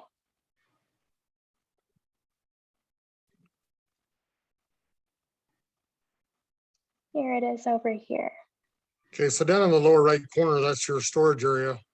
Yeah. If you look over there to the left, you see that big green tree. That's one of the trees that you said would be remaining. If they're gonna have storage there, that tree's not gonna be there. I might actually ask the applicant to address that because I know that this aerial photo doesn't necessarily align with what's there. Going back to the photo of where the storage spaces will go, it might not actually get all the way over to that tree. But if the applicant has any information about that, if they know exactly whether or not that tree will be able to be preserved, then they can address it. I think if you go one more picture there, there's a picture from 66 showing the front right there. So that big bushy tree over to the right there. I mean, if it was a This pine tree, one? they might be able to slip something underneath it, but that's some kind of a big, looks like a deciduous tree. And then if that's the storage area, that puts all those trailers right out in the open. So I can't see not shielding them somehow. And I, like Commissioner Best had mentioned, the front of this could use a little something out here. That's a little, as he said, on the rough side. Those are my comments. Thank you. Okay, do any of the other commissioners have questions for staff at this time? Okay, not seeing any, I'm going to ask if the applicant or the applicant's representative is present. If so, please state your name and address for the record. And I would also like to ask if you have received the staff report, read it, and agree with the conditions. This is Joy Gabber, Pine Meridian Aardvark, Belmont, Arizona, 1052 West 66. The big tree we're talking about is where it would be. Joy? Hello? Joy, Yes. this is Chair Ontiveros. For whatever Hello? reason, hello? I'm unable to hear you. I wasn't even able to get the last name or the address. Can you start over? Start with your name and address, and then go ahead with your comments.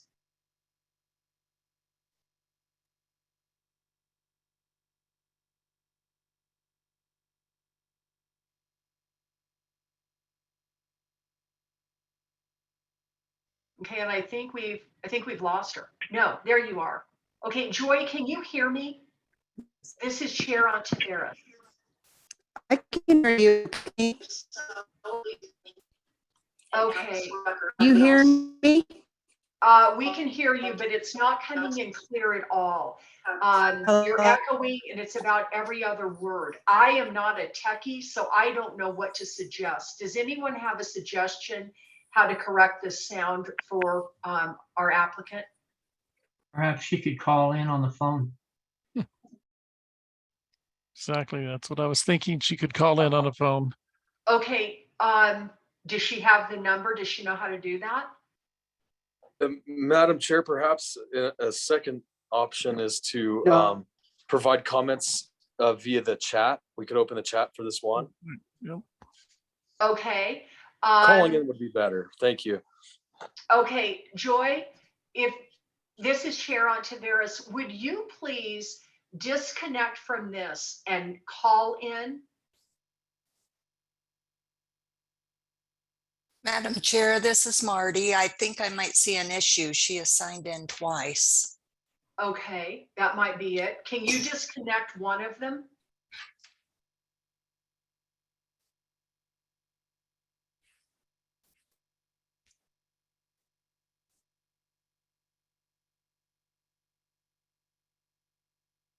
Okay, Joy, can you hear me?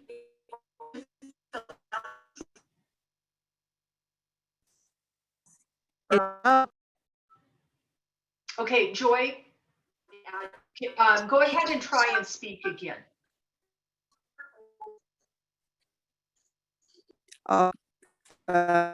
Gapper, Pine Breeze Inn RV Park. Okay, I feel like the elevation along the front on Route, it's not working. Yeah, you are. Well, can you hear me? I can hear you. Okay, Joy, you're still breaking up pretty bad. Would it be possible for you to disconnect from the meeting and call in? Like leave this meeting and call in. You Okay? call what? Yes. Number? Yes. Do you need the number? Yeah. Okay, Yes. Mart.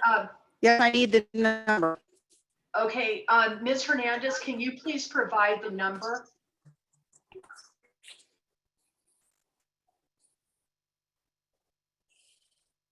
I can. Give me one moment to pull that up. Okay. Joy, hold on just a minute. Okay, thank you.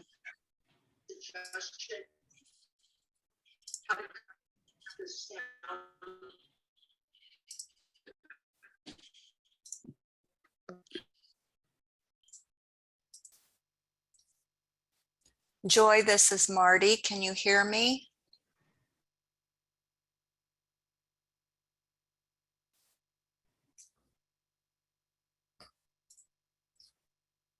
Joy, can you hear us?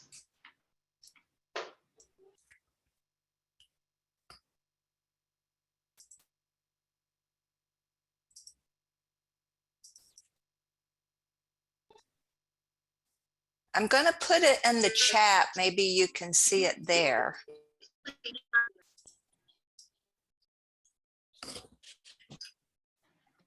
Disconnect from where? I think just give me the phone number. You also have to put in an ID and a passcode. Can you see that in the chat?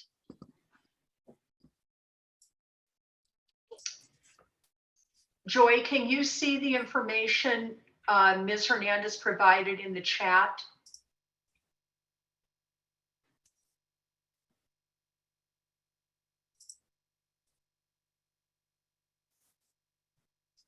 The number is 1-346-248-7799.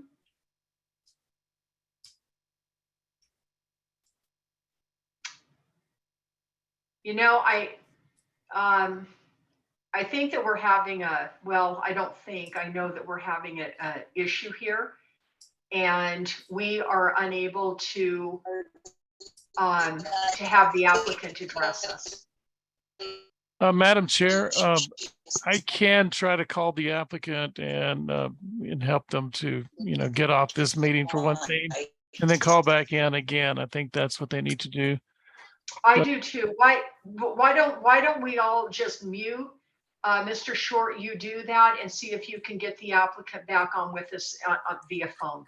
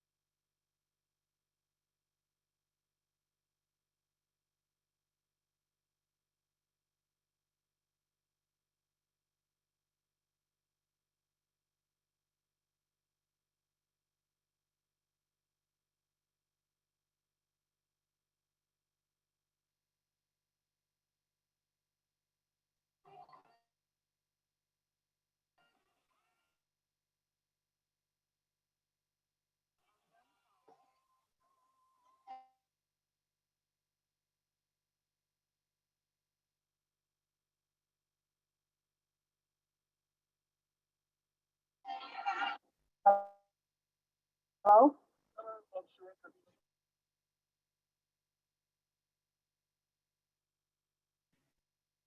Hello, Joy?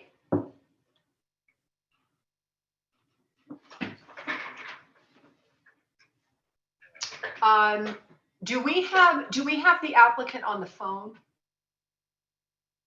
Ms. Gabbard, this is Chair Taveras. Can you hear me? Hey, Bob, this is ridiculous.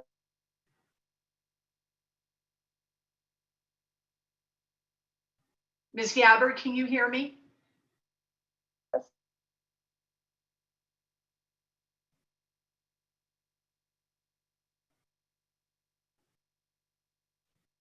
Ms. Gabbard, it looks like you're on. Can you? I did not hear hardly any of this. Can you just try speaking into the phone?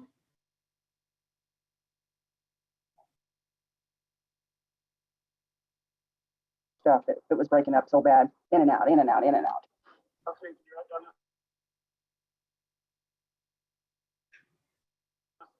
Okay.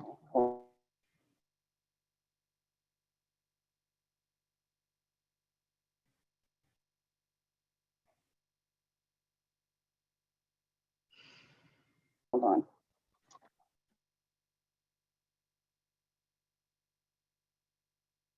All right, what is it?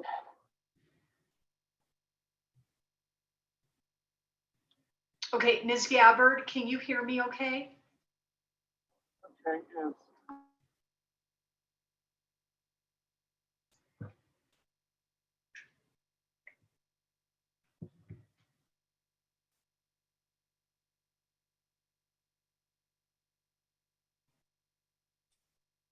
Sorry, Madam Chair, I was actually talking to Ms. Gabbard and on the phone. Okay, what, can you give us a status? It looks like we've lost her. Yeah, actually, she needs to dial back in. Then she's just on the phone and she's not on, not in the regular kind of meeting again. She comes in with the phone number. Okay, and does she know how to get back in? Yes, I gave her the number and the passcode and the Okay. meeting ID. So hopefully she'll be able to come back in soon. Okay, let's just give it a minute here.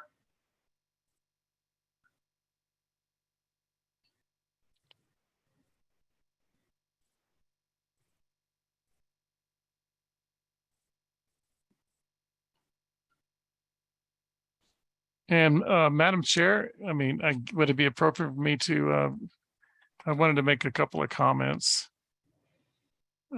I guess we can wait for her to come back first. Is that her? Let's see.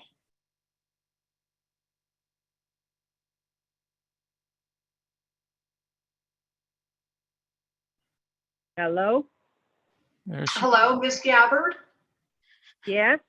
Okay, we can hear you now. This is Chair Taveras. Why don't we go ahead and start over? And why don't you state your name and address for the record? And then go ahead on. I also asked if you had read the staff report and if you agree with the conditions. And then go ahead and address the commission, please. Okay, Joey Gabbard, 10520 West Route 66, Belmont, Arizona.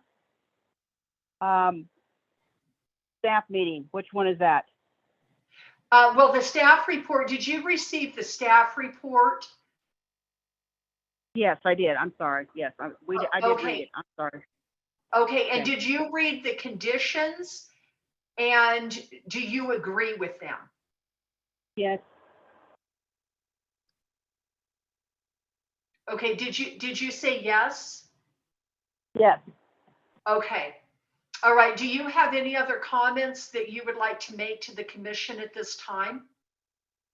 Well, I could not hear hardly anything going on because I was in and out, in and out, in and out. I don't even know what the conditions that they're wanting me to, I don't know. I don't know what they are. Okay, all right. Ms. Bingham, did you provide Ms. Gabbard with the staff report and with the conditions of approval? Because there are, what, 26? There's 26 of them. 26 conditions? Yep. Have you Well- seen this? Have you seen the staff report? I don't know what the staff, I'm not sure. Okay, I don't know. I was just going by what Kelly was trying to say, so. Okay, Ms. Bingham, could you please put the conditions back up on the screen? Well, you know what? She's I can't see them. exactly. I realize that now.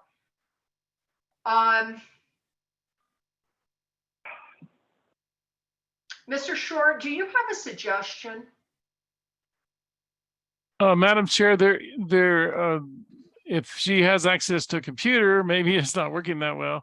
Ms. Gabbard, how did you look at the staff report before? Did you read it On online? myself, online on my cell phone. Okay, so you could look at it from there, or you could have Ms. Bingham read the conditions. Okay, all right, well.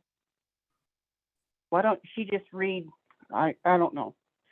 Was it in her email? Ms. Yeah. Bingham, If I can address that. yeah, if you could, please. I did send Miss Gabbard a couple of draft conditions, our standard campground conditions, combined with some things that we put on in the February packet.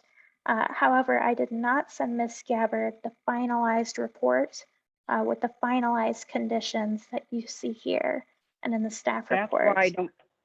That's why I don't see what you're talking about, so. Yeah, my understanding is that this goes to the applicants at the same time as the commission packet. Ms. Hernandez might have a little more information on that than I do. I did email the applicant the packet with the staff report and the conditions.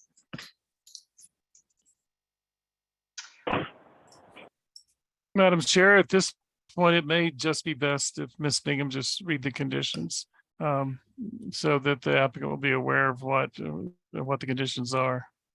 Okay, and Ms. Bingham, if you could put them up on the screen as well so the commission can follow along with you. Absolutely, Madam Chair. Okay, Ms. Gabbard, Ms. Bingham is actually going to read the conditions to you. So Okay. just listen, and if you have a question on them, just make note of what they are, and then we'll pick it up from there, okay? Okay, Okay, go ahead, Ms. Bingham. All right, everyone, we have 26 conditions, so it might be a few minutes. Our first condition is that development of the property shall substantially conform to the site plan and conditions of approval, except as modified by these conditions of approval. Ms. Gabbard, can you hear everything okay? Just to make sure before I Yes. continue? Okay. yes, go ahead. Excellent. Condition 2, this approval is limited to 10 RV hookup sites, 5 storage sites, and a caretaker's quarters as shown on the site plan. All developments, Okay. including RV hookups and storage, shall be contained within the property boundaries. Condition Okay. 3, a waiver is approved to allow the existing trees, shrubs, and grasses to be retained and approved as meeting the required landscaping for the site. And the existing cinder surface is approved for RV spaces, parking, and circulation. Condition 4, in areas where the development has encroached onto adjacent properties, the applicant shall restore disturbed areas to their previous condition by removing cinders and reseeding with native seed. Condition 5, the RV park may allow for month-to-month rental of RV spaces. The use of RVs in the park as permanent residence is prohibited. Condition 6, the storage sites shall be screened from Route 66 with a solid fence or wall, a minimum of 6 feet in height and in a natural earth tone color. Additional fencing, a minimum of 4 feet in Excuse height. me. Do what now? The 6 feet is for what? So that's for the screening. The storage site shall be screened from Route 66 with a solid fence or wall, a minimum of 6 feet in height, in a natural earth tone color. Okay, go ahead, I'm sorry. No problem. The second part of condition 6, additional fencing a minimum of 4 feet in height shall be provided around the boundary of the subject property, excluding the area along the frontage of Route 66. Condition 7, the applicant shall provide a revised site plan showing the proposed storage site located outside of the 20-foot front setback and the septic drain field. Condition 8. Wait. You want more? More what? Another site plan? Yes, I'll read it again for you. The applicant shall provide a revised site plan showing the proposed storage sites located outside of the 20-foot front setback and the septic drain field. Okay. Condition 8, the applicant shall either obtain ownership of the hiatus area or abandon use of any driveways in that area. The paved driveway in front of the garage shall be moved or partially removed to be within the property boundaries if ownership of the hiatus area is not obtained. All right, for those of us on the computer, I'm going to the next slide. Condition 9, all abandoned driveways and development outside of the property boundaries shall be removed and the land shall be restored to its natural state. Condition 10, the facility shall be staffed at all times by personnel trained and equipped to extinguish fires as approved by the fire chief. Say that again. Sure. Go ahead. The facility shall be staffed at all times by personnel trained and equipped to extinguish fires as approved by the fire chief. Okay. Condition 11, a dust mitigation plan shall be submitted by the applicant and approved by staff. Condition 12, the property shall be fenced with wildlife-friendly fencing or solid fencing as appropriate and signed to prevent trespass onto state, federal, or private land. Condition 13, the applicant shall consult with nearby public land managers concerning off-site impacts. Condition 14, the applicant shall provide all visitors with leave no trace materials. See the Center for Outdoor Ethics or other appropriate sources. Condition 15, applicant shall provide forest/grassland ecology educational material to increase awareness concerning off-site biological impacts and fire danger. Condition 16, the applicant shall provide maps showing appropriate and inappropriate areas for off-site recreation, including road and trail maps. Condition 17, there shall be no motorized vehicle rentals except bicycles. For those of us on the computer, I'm going to the next slide. Motorized vehicles. I'm sorry, Ms. Gabbard, what was that? Nothing. Go ahead. Okay. I'm actually going to mute for one moment, take a drink of water. Marcellus place. I ain't doing all this shit. They've got it in for us. Yeah. They've got it in for us. Yeah. All right, apologies for the delay. Condition 18, noise at the property line shall not exceed 50 decibels. Condition 19, there shall be no OHVs allowed except for fire suppression and maintenance vehicles. Condition 20, signage shall be installed to alert campers of the fire danger level consistent with the local national forest. Condition 21. What was that? Should be what? Sure. Signage shall be installed to alert campers of the fire danger level consistent with the local national forest. Condition 21, OHVs shall be kept on trailers at all times on the property. Condition 22, applicant shall establish an invasive weed removal plan. Condition 23, an invasive weed removal plan. I have no idea what that is. Okay. Condition 23, building permits shall be obtained for all electrical and plumbing work completed on the property. Condition 24, this conditional use permit is approved for a duration of 3 years and set to expire on August 31st, 2027. Oh, I'm sorry, that is a typo. It is 2025 would be the correct date. If continuation of the use is desired beyond that date, the applicant must submit for renewal prior to expiration. Condition 25, an inspection shall be conducted 1 year after approval by August 31st, 2023, at which time the applicant shall demonstrate compliance with all conditions of approval. And the last condition, condition 26, failure to meet any of the conditions of approval may result in enforcement actions and revocation of this use permit per section 5.7.b.12 of the zoning ordinance. And that is all of the conditions. Will I be sent all these conditions somehow, some way, somewhere? Yes, Ms. Gabbard. Either with the approval or denial of this case, you would be sent a letter of all conditions. And also this was sent to you in the staff packet. But we can send that again for you if you did not receive it. I received it. I just need a list of these 26 conditions, so it's cut and dried.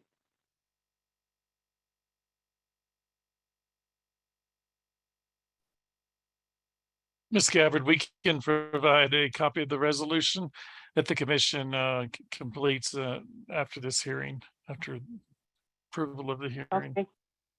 Okay, thank you. I can send it to me after the conclusion of the meeting. Oh, okay, so Ms. Gabbard, when Ms. Bingham read the recommended conditions to you, were there any that you do not agree with that you would like to talk to the commission about? Well, I mean, the 6-foot fence down there where I want to put the storages is, I mean, solid. And then, I mean, I don't understand what's wrong with the landscaping I have now. I mean, it's trees and trees. And then, I mean, I can remove cinders and stuff and that stuff, but I don't understand the revised site plan and the septic thing. So I guess I just need you guys to send me all these 26 things and I'll go through them.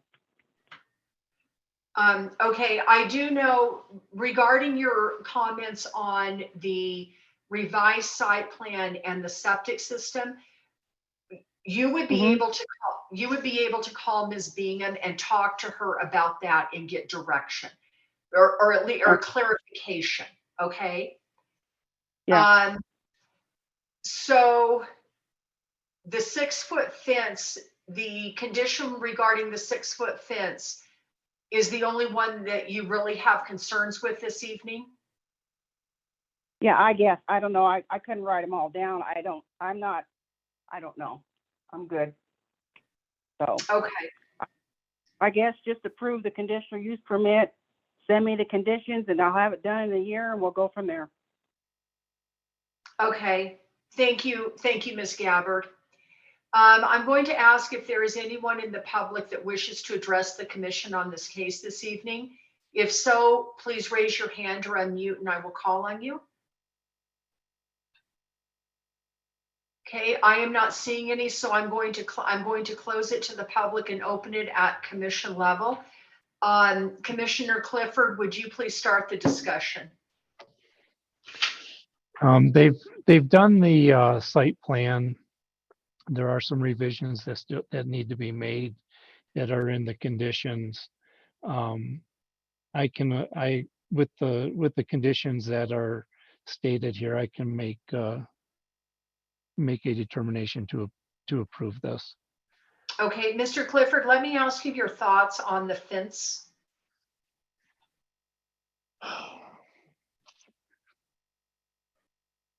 They are going to have to remove that one tree. And I know the others, down by your septic system where you want to put your storage spaces, it looks like there's Vice Chair Walters stated, and we could see it on the plan that there's a tree that is in that area where But you it's on wanted my to put those. It is on inside your our prop. It is it's inside inside your the property property. line, right? I'm sorry? If it's I can inside your, verify wife is taking care of this. It's inside the property line, yes. but is it where you want to put your storage area? I want to what? Is it where your storage area is going to be? No.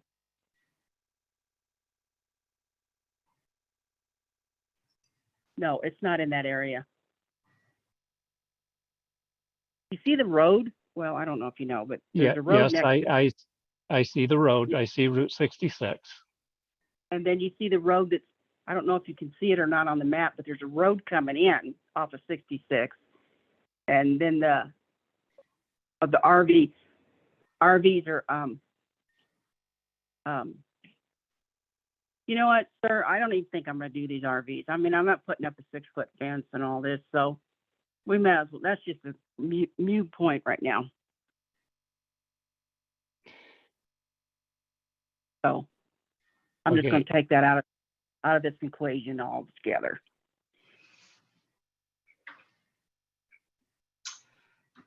Commissioner Clifford, hold on just a minute, please. Yep. Mr. Short or Ms. Bingham. This has been difficult. This case has been difficult this Really? evening because of technology issues, just for a variety of reasons. And now we have the applicant stating that she's going to withdraw the request for some of this. I'm wondering if I really don't quite know what to do. I'm wondering if a continuance would be in order. It just seems a bit of a mess to me, and I'm not comfortable. I'm actually not really comfortable with this. Can Madam you Chair, provide any direction? Madam Chair, I could make some comments. So the staff report and site plan as it's written works with whatever Ms. Gabbard would like to do in the future. If she does not want to put in the storage unit, the storage RVs, she doesn't have to do that. There is a requirement for revised site plan. The revised site plan can simply take those off.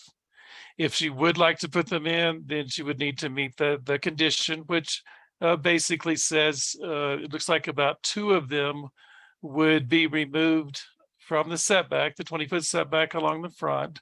So it may or may not interfere with the tree. We're not really sure about that. The tree, they could get around the tree that way. So if she, she has options, she can do it either way. She doesn't have to build the fence, doesn't have to make her mind up now. The staff report's written, it has that requirement in it. If she doesn't want to do it, then she can decide not to do it and provide us with a revised staff report that doesn't show it at all. So I think the staff report stands as is. I don't see any issues with that.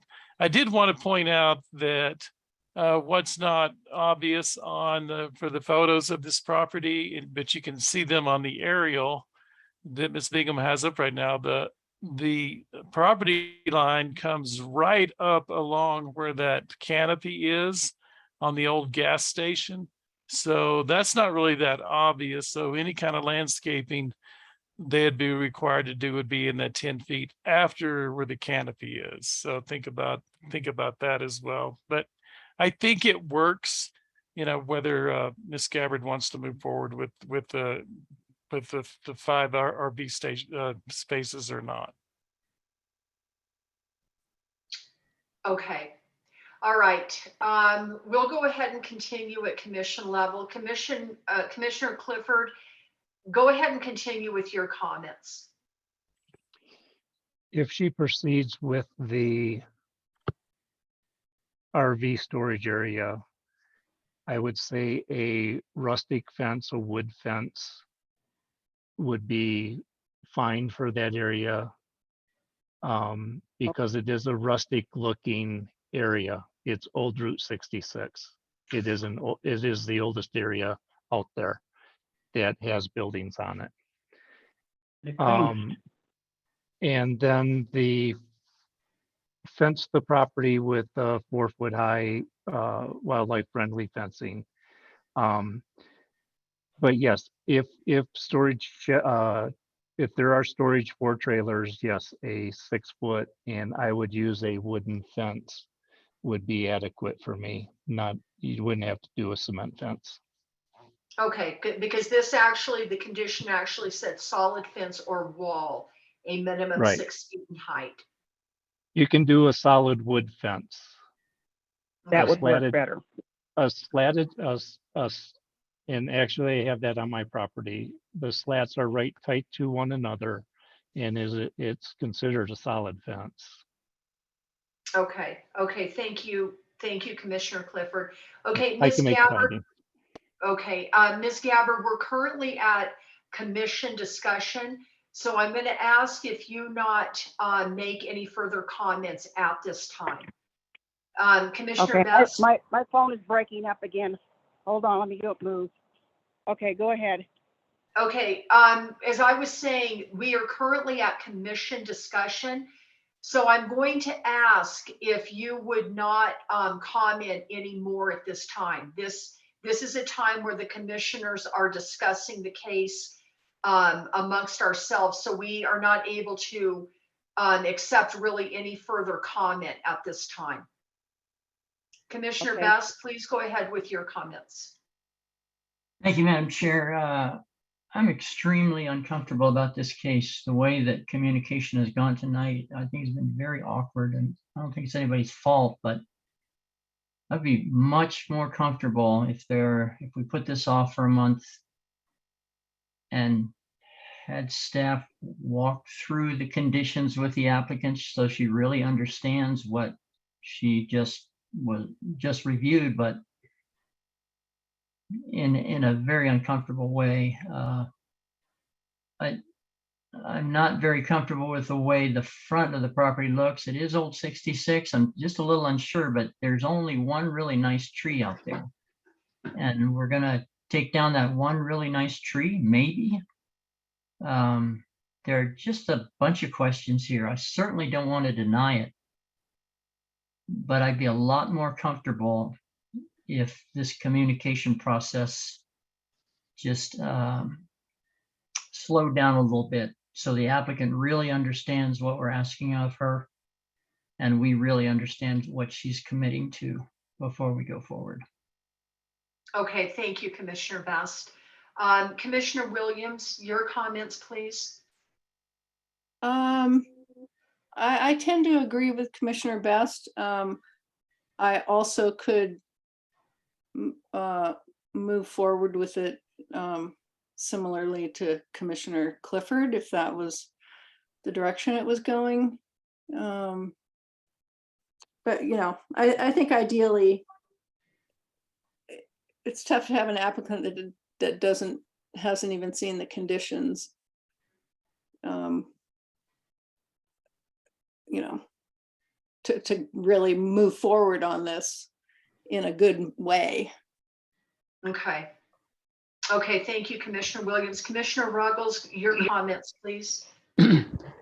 Okay, a couple of things. I think before I get onto the issue of a continuance, I think that Mr. Short's explanation of how the condition about fencing the storage area would work is very clear.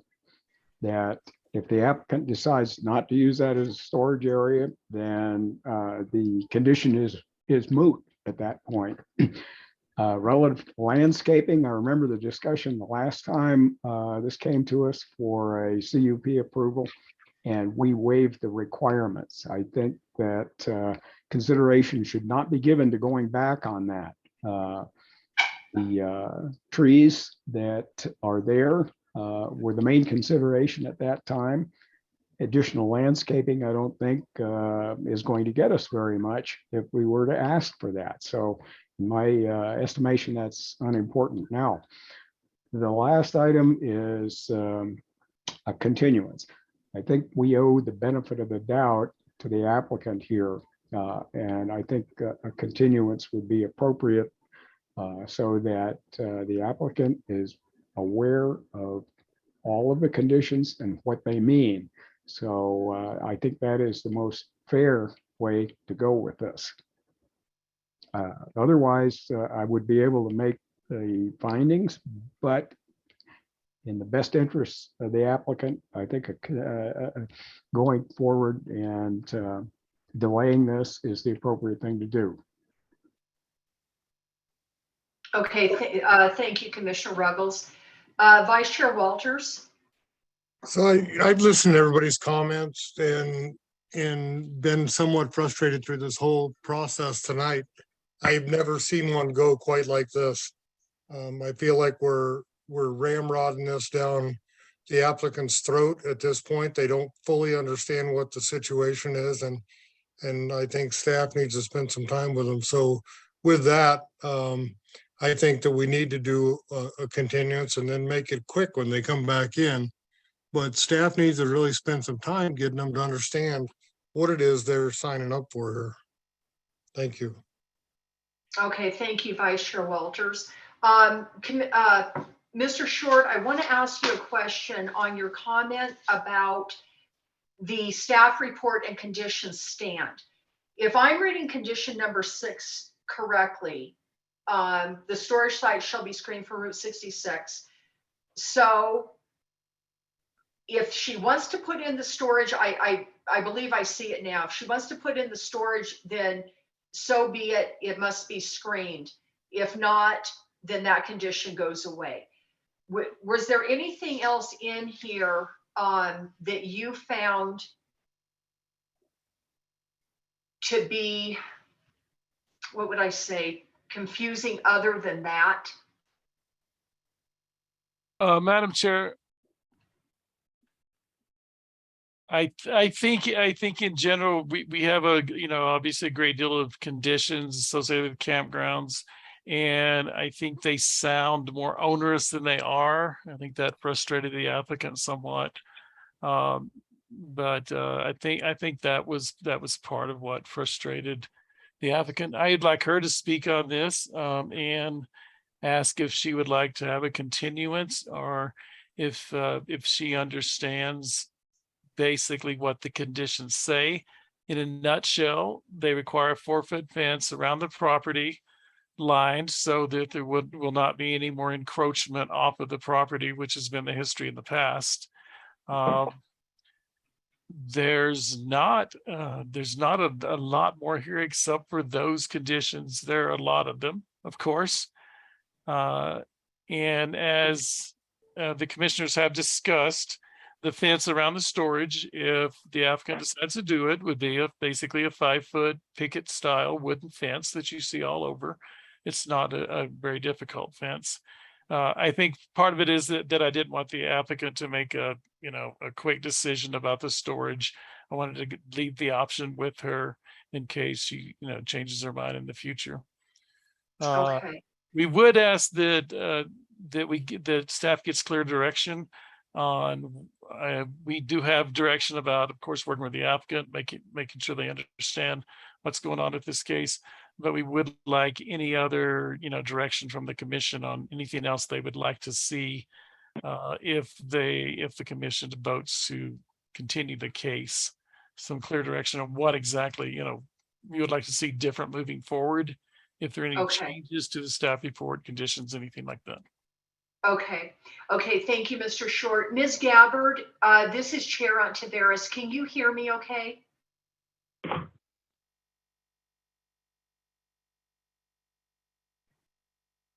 And if you are muted, please unmute. Ms. Gabbard, can you hear me okay? Yes, I can, but it's correctly. I hardly even heard much what Bob Short said, so I don't know. Okay. most of the commissioners, including myself, feel that it might be in your best interest to continue this case for another 30 days for the next meeting, so that you have an opportunity to get with staff, get a good explanation and clarification on the conditions that are in this report that basically Okay. you would be accepting. How do you feel about a continuance to do that, to get clarification so you understand what's going on? Well, you're breaking up again. Like I say, I don't know what is wrong here, even on the phone. I don't know if it's the area I'm in or what. I don't know if you can hear me. Yeah, continuation, is that what you want to do? Well, we're wondering if that's what you would like to do so that you can get clarification on these conditions. So basically you know what you're signing up for. Gosh darn it. I'd rather have the conditional use permit approved with the conditions and I can get with it within a year. Can you hear me? Well, I don't know if that's particularly accurate, but I can't hear you. I'm sorry. okay. Okay, can you hear me now? Barely, breaking up. Okay.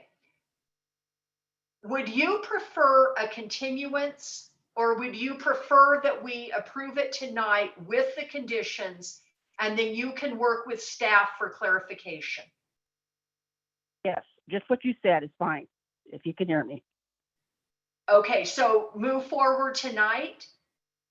Yes. Okay, all right. Then with the applicant's request, we're going to go ahead and move forward with this case tonight.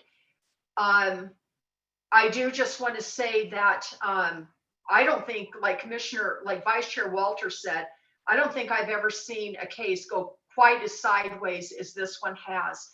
I'm not particularly comfortable with it, and I don't think it's anyone's fault. I think it's just the nature of all that we're dealing with now.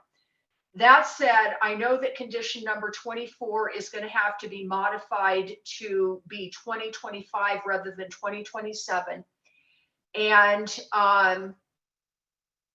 otherwise, I guess we'll go ahead and move forward with this.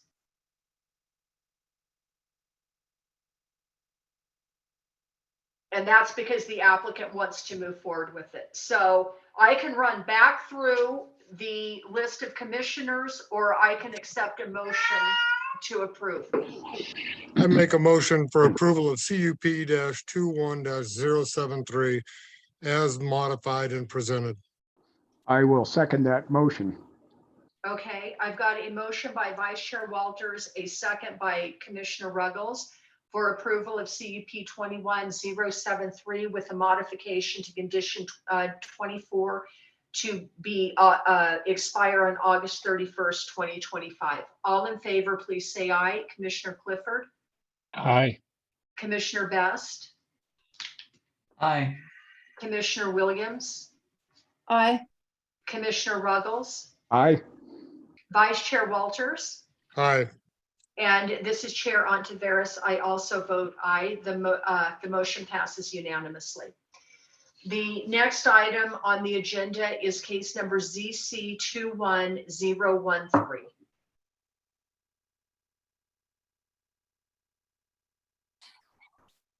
Thank you, Madam Chair.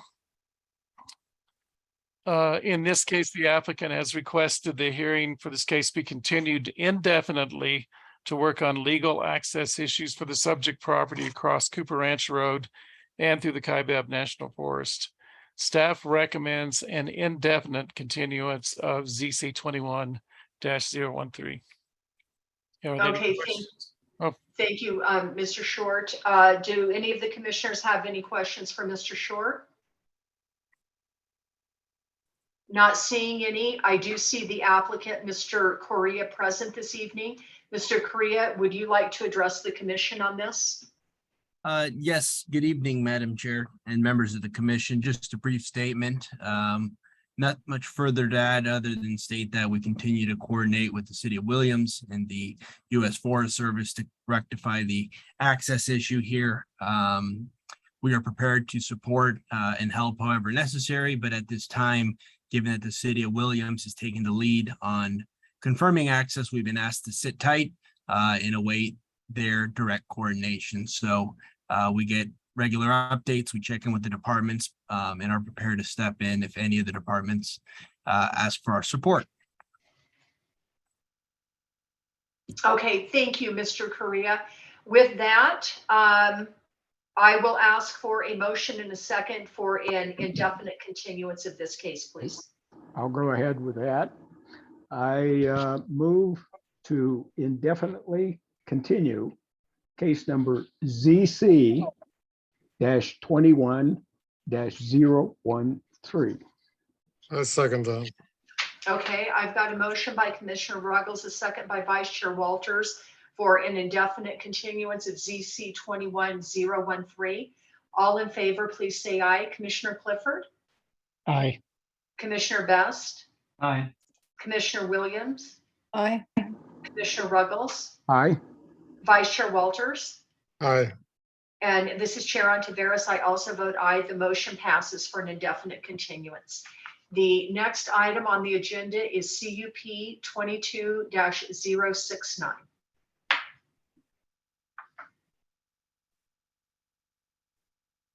Thank you, Madam Chair, members of the commission. Can everyone see my screen and hear me? Yep, we sure can. Okay, thank you, Madam Chair. This case is the Parish RV as a Residence, CUP. And in this case, the applicant is Paul Parrish, applicant and the owner. It's Paul Parrish of Quartzsite, Arizona. Location of the property is at 386 Inez Drive in Ash Fork, Arizona. The zoning is AR. The parcel size is 1.01 acres, and the request is to use an RV as a permanent residence. This is a vicinity map showing the location of subject property. This is AA Ranch Road coming out of Ash Fork back into Coconino County. As you can see, this is the Yavapai County border. So the subject property is not far from the border. And this is a aerial photo of the subject property. There is a little bit development around it, but not a lot. And this is the proposal. The applicant plans to use the existing systems on the RV for potable water and wastewater, and plans to haul water and dump wastewater at a nearby location. And this is the site plan. We have very rudimentary site plans in these cases, but as you can see, he's definitely meeting all the setbacks from all sides, since this is a 1 acre lot. This is a photo of the subject property, and you can see the applicant's RV down here. Sometimes applicants do get temporary use permits to put their RV on the property. They can keep them on there for 120 days with the temporary use permit. In terms of citizen participation, property owners within 400 feet of the subject property were notified and invited to a meeting on May 25th, 2022. No one attended the meeting or commented on the application. Findings of fact for conditional use permit, they've been addressed in your staff report. And with that, staff recommends approval of CUP 22-069 with the recommended conditions. Are there any questions from the commission? Okay, I'm not seeing any, Mr. Short, so I'm going to ask if the applicant or the applicant's representative would like to address the commission.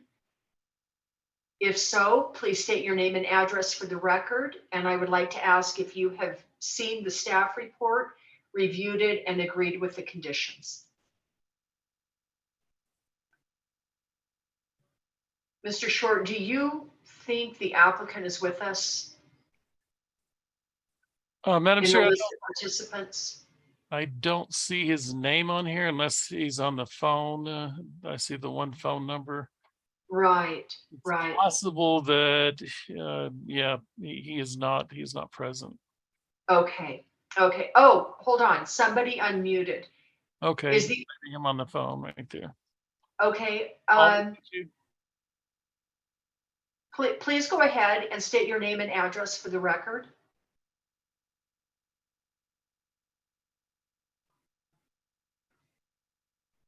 Mr. Parrish, are you on the phone?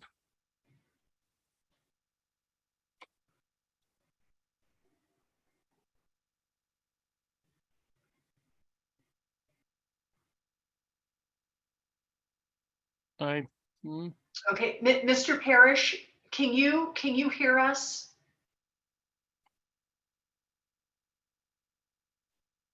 If you can, we are not able to hear you. How about now? Yes, we can hear you now. Would you please state your Okay. name and address for the record? Yeah, And this is go ahead. okay.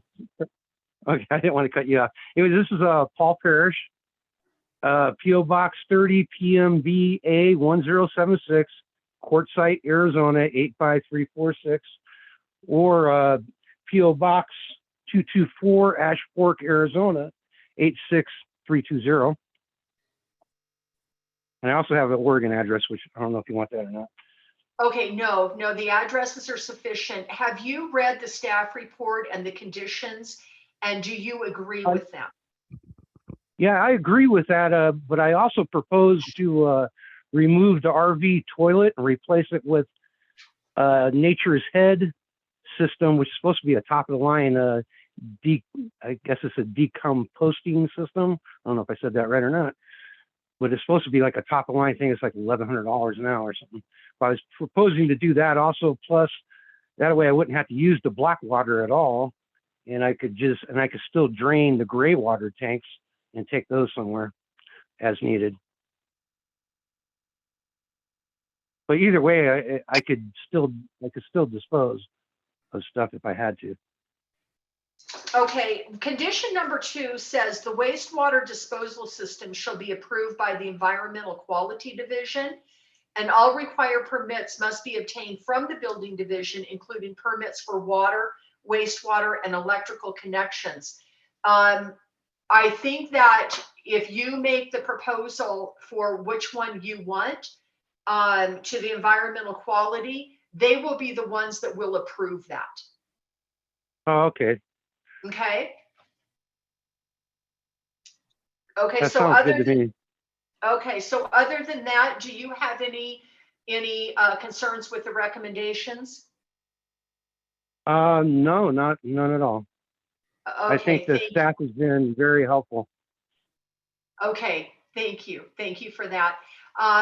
Do any of the commissioners have any questions for the applicant? Okay, I'm not seeing any. So with that, I'm going to go ahead and close it, or excuse me, open it to the public. Is there anyone in the public this evening that wishes to address the commission on this case?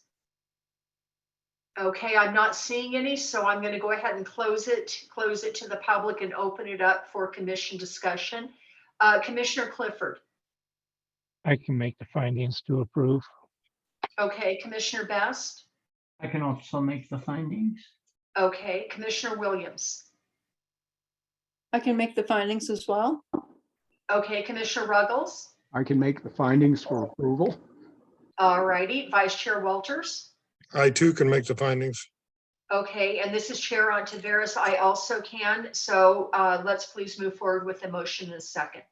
I make a motion for CUP-22-069 for approval. I'll second. Okay, I have a motion by Vice Chair Walters, a second by Commissioner Williams for approval of CUP 22-069. All in favor, please say aye. Commissioner Clifford. Aye. Commissioner Best. Aye. Commissioner Williams. Aye. Commissioner Ruggles. Aye. Vice Chair Walters. Aye. And this is Chair Ontiveros. I also vote aye. CUP 22-069 is approved. And the final hearing item is CUP 22-072.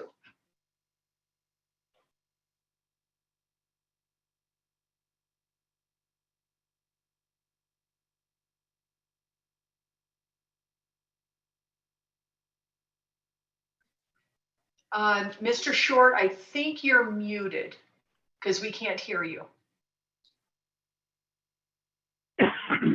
You are correct, Madam Chair. Sorry about that. No, it's okay. In this case, the owner of the property is 3813 and 3837 South Grand Canyon Boulevard LLC. Interesting name for an LLC of Flagstaff, Arizona. The applicant is David Densko of Flagstaff.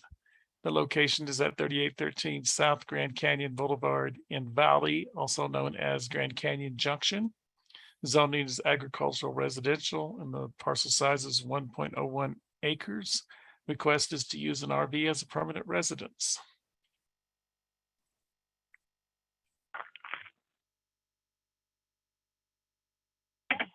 There we go. Okay, this is a vicinity map showing the subject property is about approximately 4 miles south of the 180 intersection with Highway 64, and it is right on Highway 64 right here. You can see within the Grand Canyon subdivision. Someone needs to mute. Yeah, Mr. Parrish, I think you. Oh, thank you. Okay, please go ahead, Mr. Short. And this is the subject property. It is on Grand Canyon right here, which is kind of a frontage road on Highway 64. With a little or no development around it.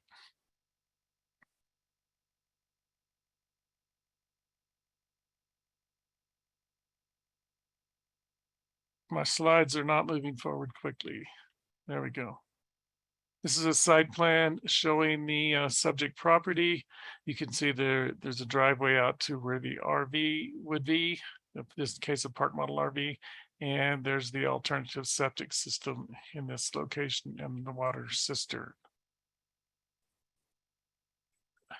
Okay, in this case, the proposal is to use a park model, which does not have a self-contained water or wastewater system. This is the first time we've had a park model requested for this use. It is, however, an RV, so it is appropriate. The applicant is going to install an alternative wastewater system because that's what's required on properties, many properties out in Valley like this. A pedestal would be used for power. There is on-site power at this location, and a water tank would be used for hauled water. The park model primary use would be as a short-term vacation destination for various times of the year. And this is a photo of the proposed park model RV. And this is a photo of the site. And in terms of citizen participation, property owners within 300 feet were notified and invited to a neighborhood meeting that was held on June 20th, 2022. No one attended the meeting or commented on the application. These are the findings of fact for a conditional use permit. They are addressed in your staff report. And recommendations are staff recommends approval of CUP 22072 with the recommended conditions. With that, are there any questions from the commission? Mr. Short, I'm not seeing any, so I'm going to ask if the applicant or the applicant's representative would like to address the commission. If so, please state your name and address for the record. And I would like to ask if you have received the staff report and if you agree with the conditions contained. Hello, this is David Donio Ensko. My address is 601 East Piccadilly Drive, apartment 444, Flagstaff, Arizona. I've read and reviewed the staff report and I agree with all the conditions in it. Yeah, thank you.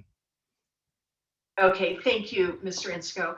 Do the commissioners have any questions for the applicant this evening? Seeing none, I'm going to ask if there is anyone in the public that wishes to address the commission on this case. If so, please unmute or raise your hand. And I'm not seeing any, so I'm going to go ahead and open it up at commission discussion. Commissioner Clifford? I can make the findings to approve. They're doing it right, not like a lot of people out there. Okay, thank you. Commissioner Best? I can also make the findings. Okay, Commissioner Williams? I can make the findings. Commissioner Ruggles? I also can make the findings, just as Commissioner Clifford has stated, and for the same reasons. Yeah. Okay, thank you. Vice Chair Walters? I too can make the findings. Looks good. Okay, thank you. And this is Chair Ontiveros, and I echo my fellow commissioners' comments. This is very nice. So with that, let's go ahead and move to a motion in a second, please. I make a motion for approval for CUP-22-072. I'll second that. Okay, I've got a motion by Vice Chair Walters and a second by Commissioner Clifford for approval of CUP 22-072. All in favor, please say aye. Commissioner Clifford? Aye. Commissioner Best? Aye. Commissioner Williams? Aye. Commissioner Ruggles? Aye. Vice Chair Walters? Aye. And this is Chair Ontiveros. I also vote aye. So the motion passes unanimously. The final item on the agenda tonight is a call to the public for items not on the agenda. Is there anyone in the public that wishes to address the commission this evening for items not on the agenda? And seeing none, I'm going to go, my clock says 7:02 p.m. and I am going to adjourn the meeting. And a couple of comments. Vice Chair Walters, thank you for being here tonight, because I know that it was a commitment on your part. So thank you for that. Thank you. And Commissioner Williams, safe travels and a wonderful time. Thank you. And thank you to all the other commissioners and staff as well. Good night, you guys. Thank you all. Good night. Night. Thank you, Good Madam night, Chair. everyone. Hey, good night, everyone. Good night.